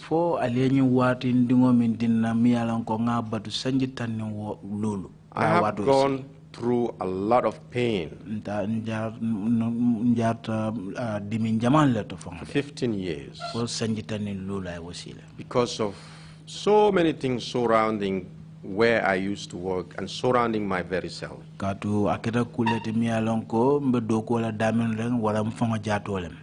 And I couldn't have ever cleared myself for people to truly understand. If this TRRC was not set up. And this is why I said this is a blessing for me. And I've prayed for it for years. And based on that, one thing I just have to say, I want every Gambian to understand this. The 22 years of Jammeh's rule was dictatorial,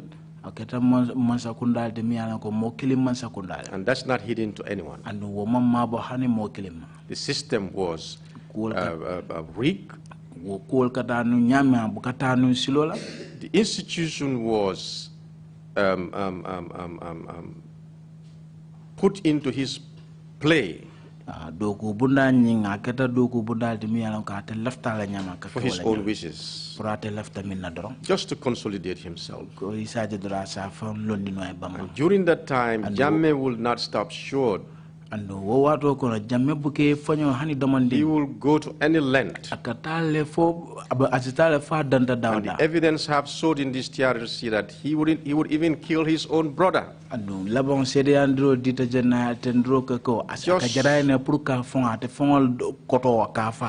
Just to satisfy himself. It was a difficult situation. And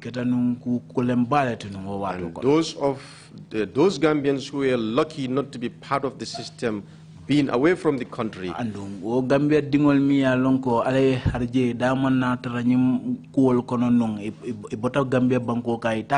should be thankful to God for that. And those who have stayed in the system, I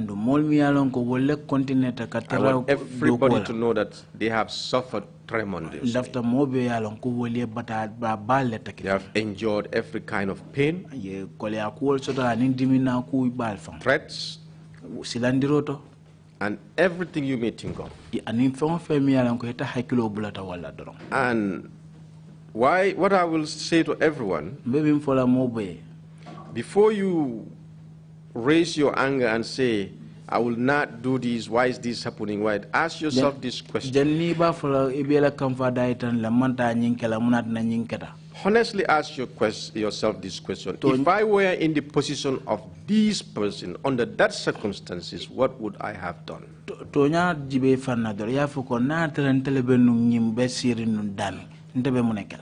And honestly answer that question for yourself. And if you don't know, we know. In those days, like resignation, simple resignation was not an option. It will become an option if you will leave. But you resign and stay here, Jammeh will still suspect you and he will hook you someday.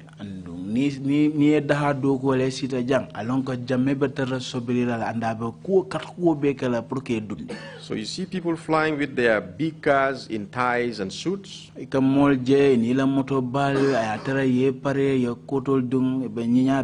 You think they are living a luxurious life. But the correct description is a luxury and misery. And your life is in danger all the time. I joined the service for a good purpose. To serve this country honorably.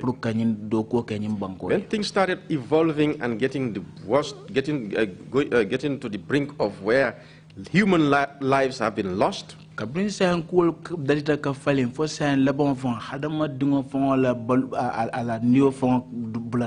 is from that day I made up my mind that this guy is not worth serving.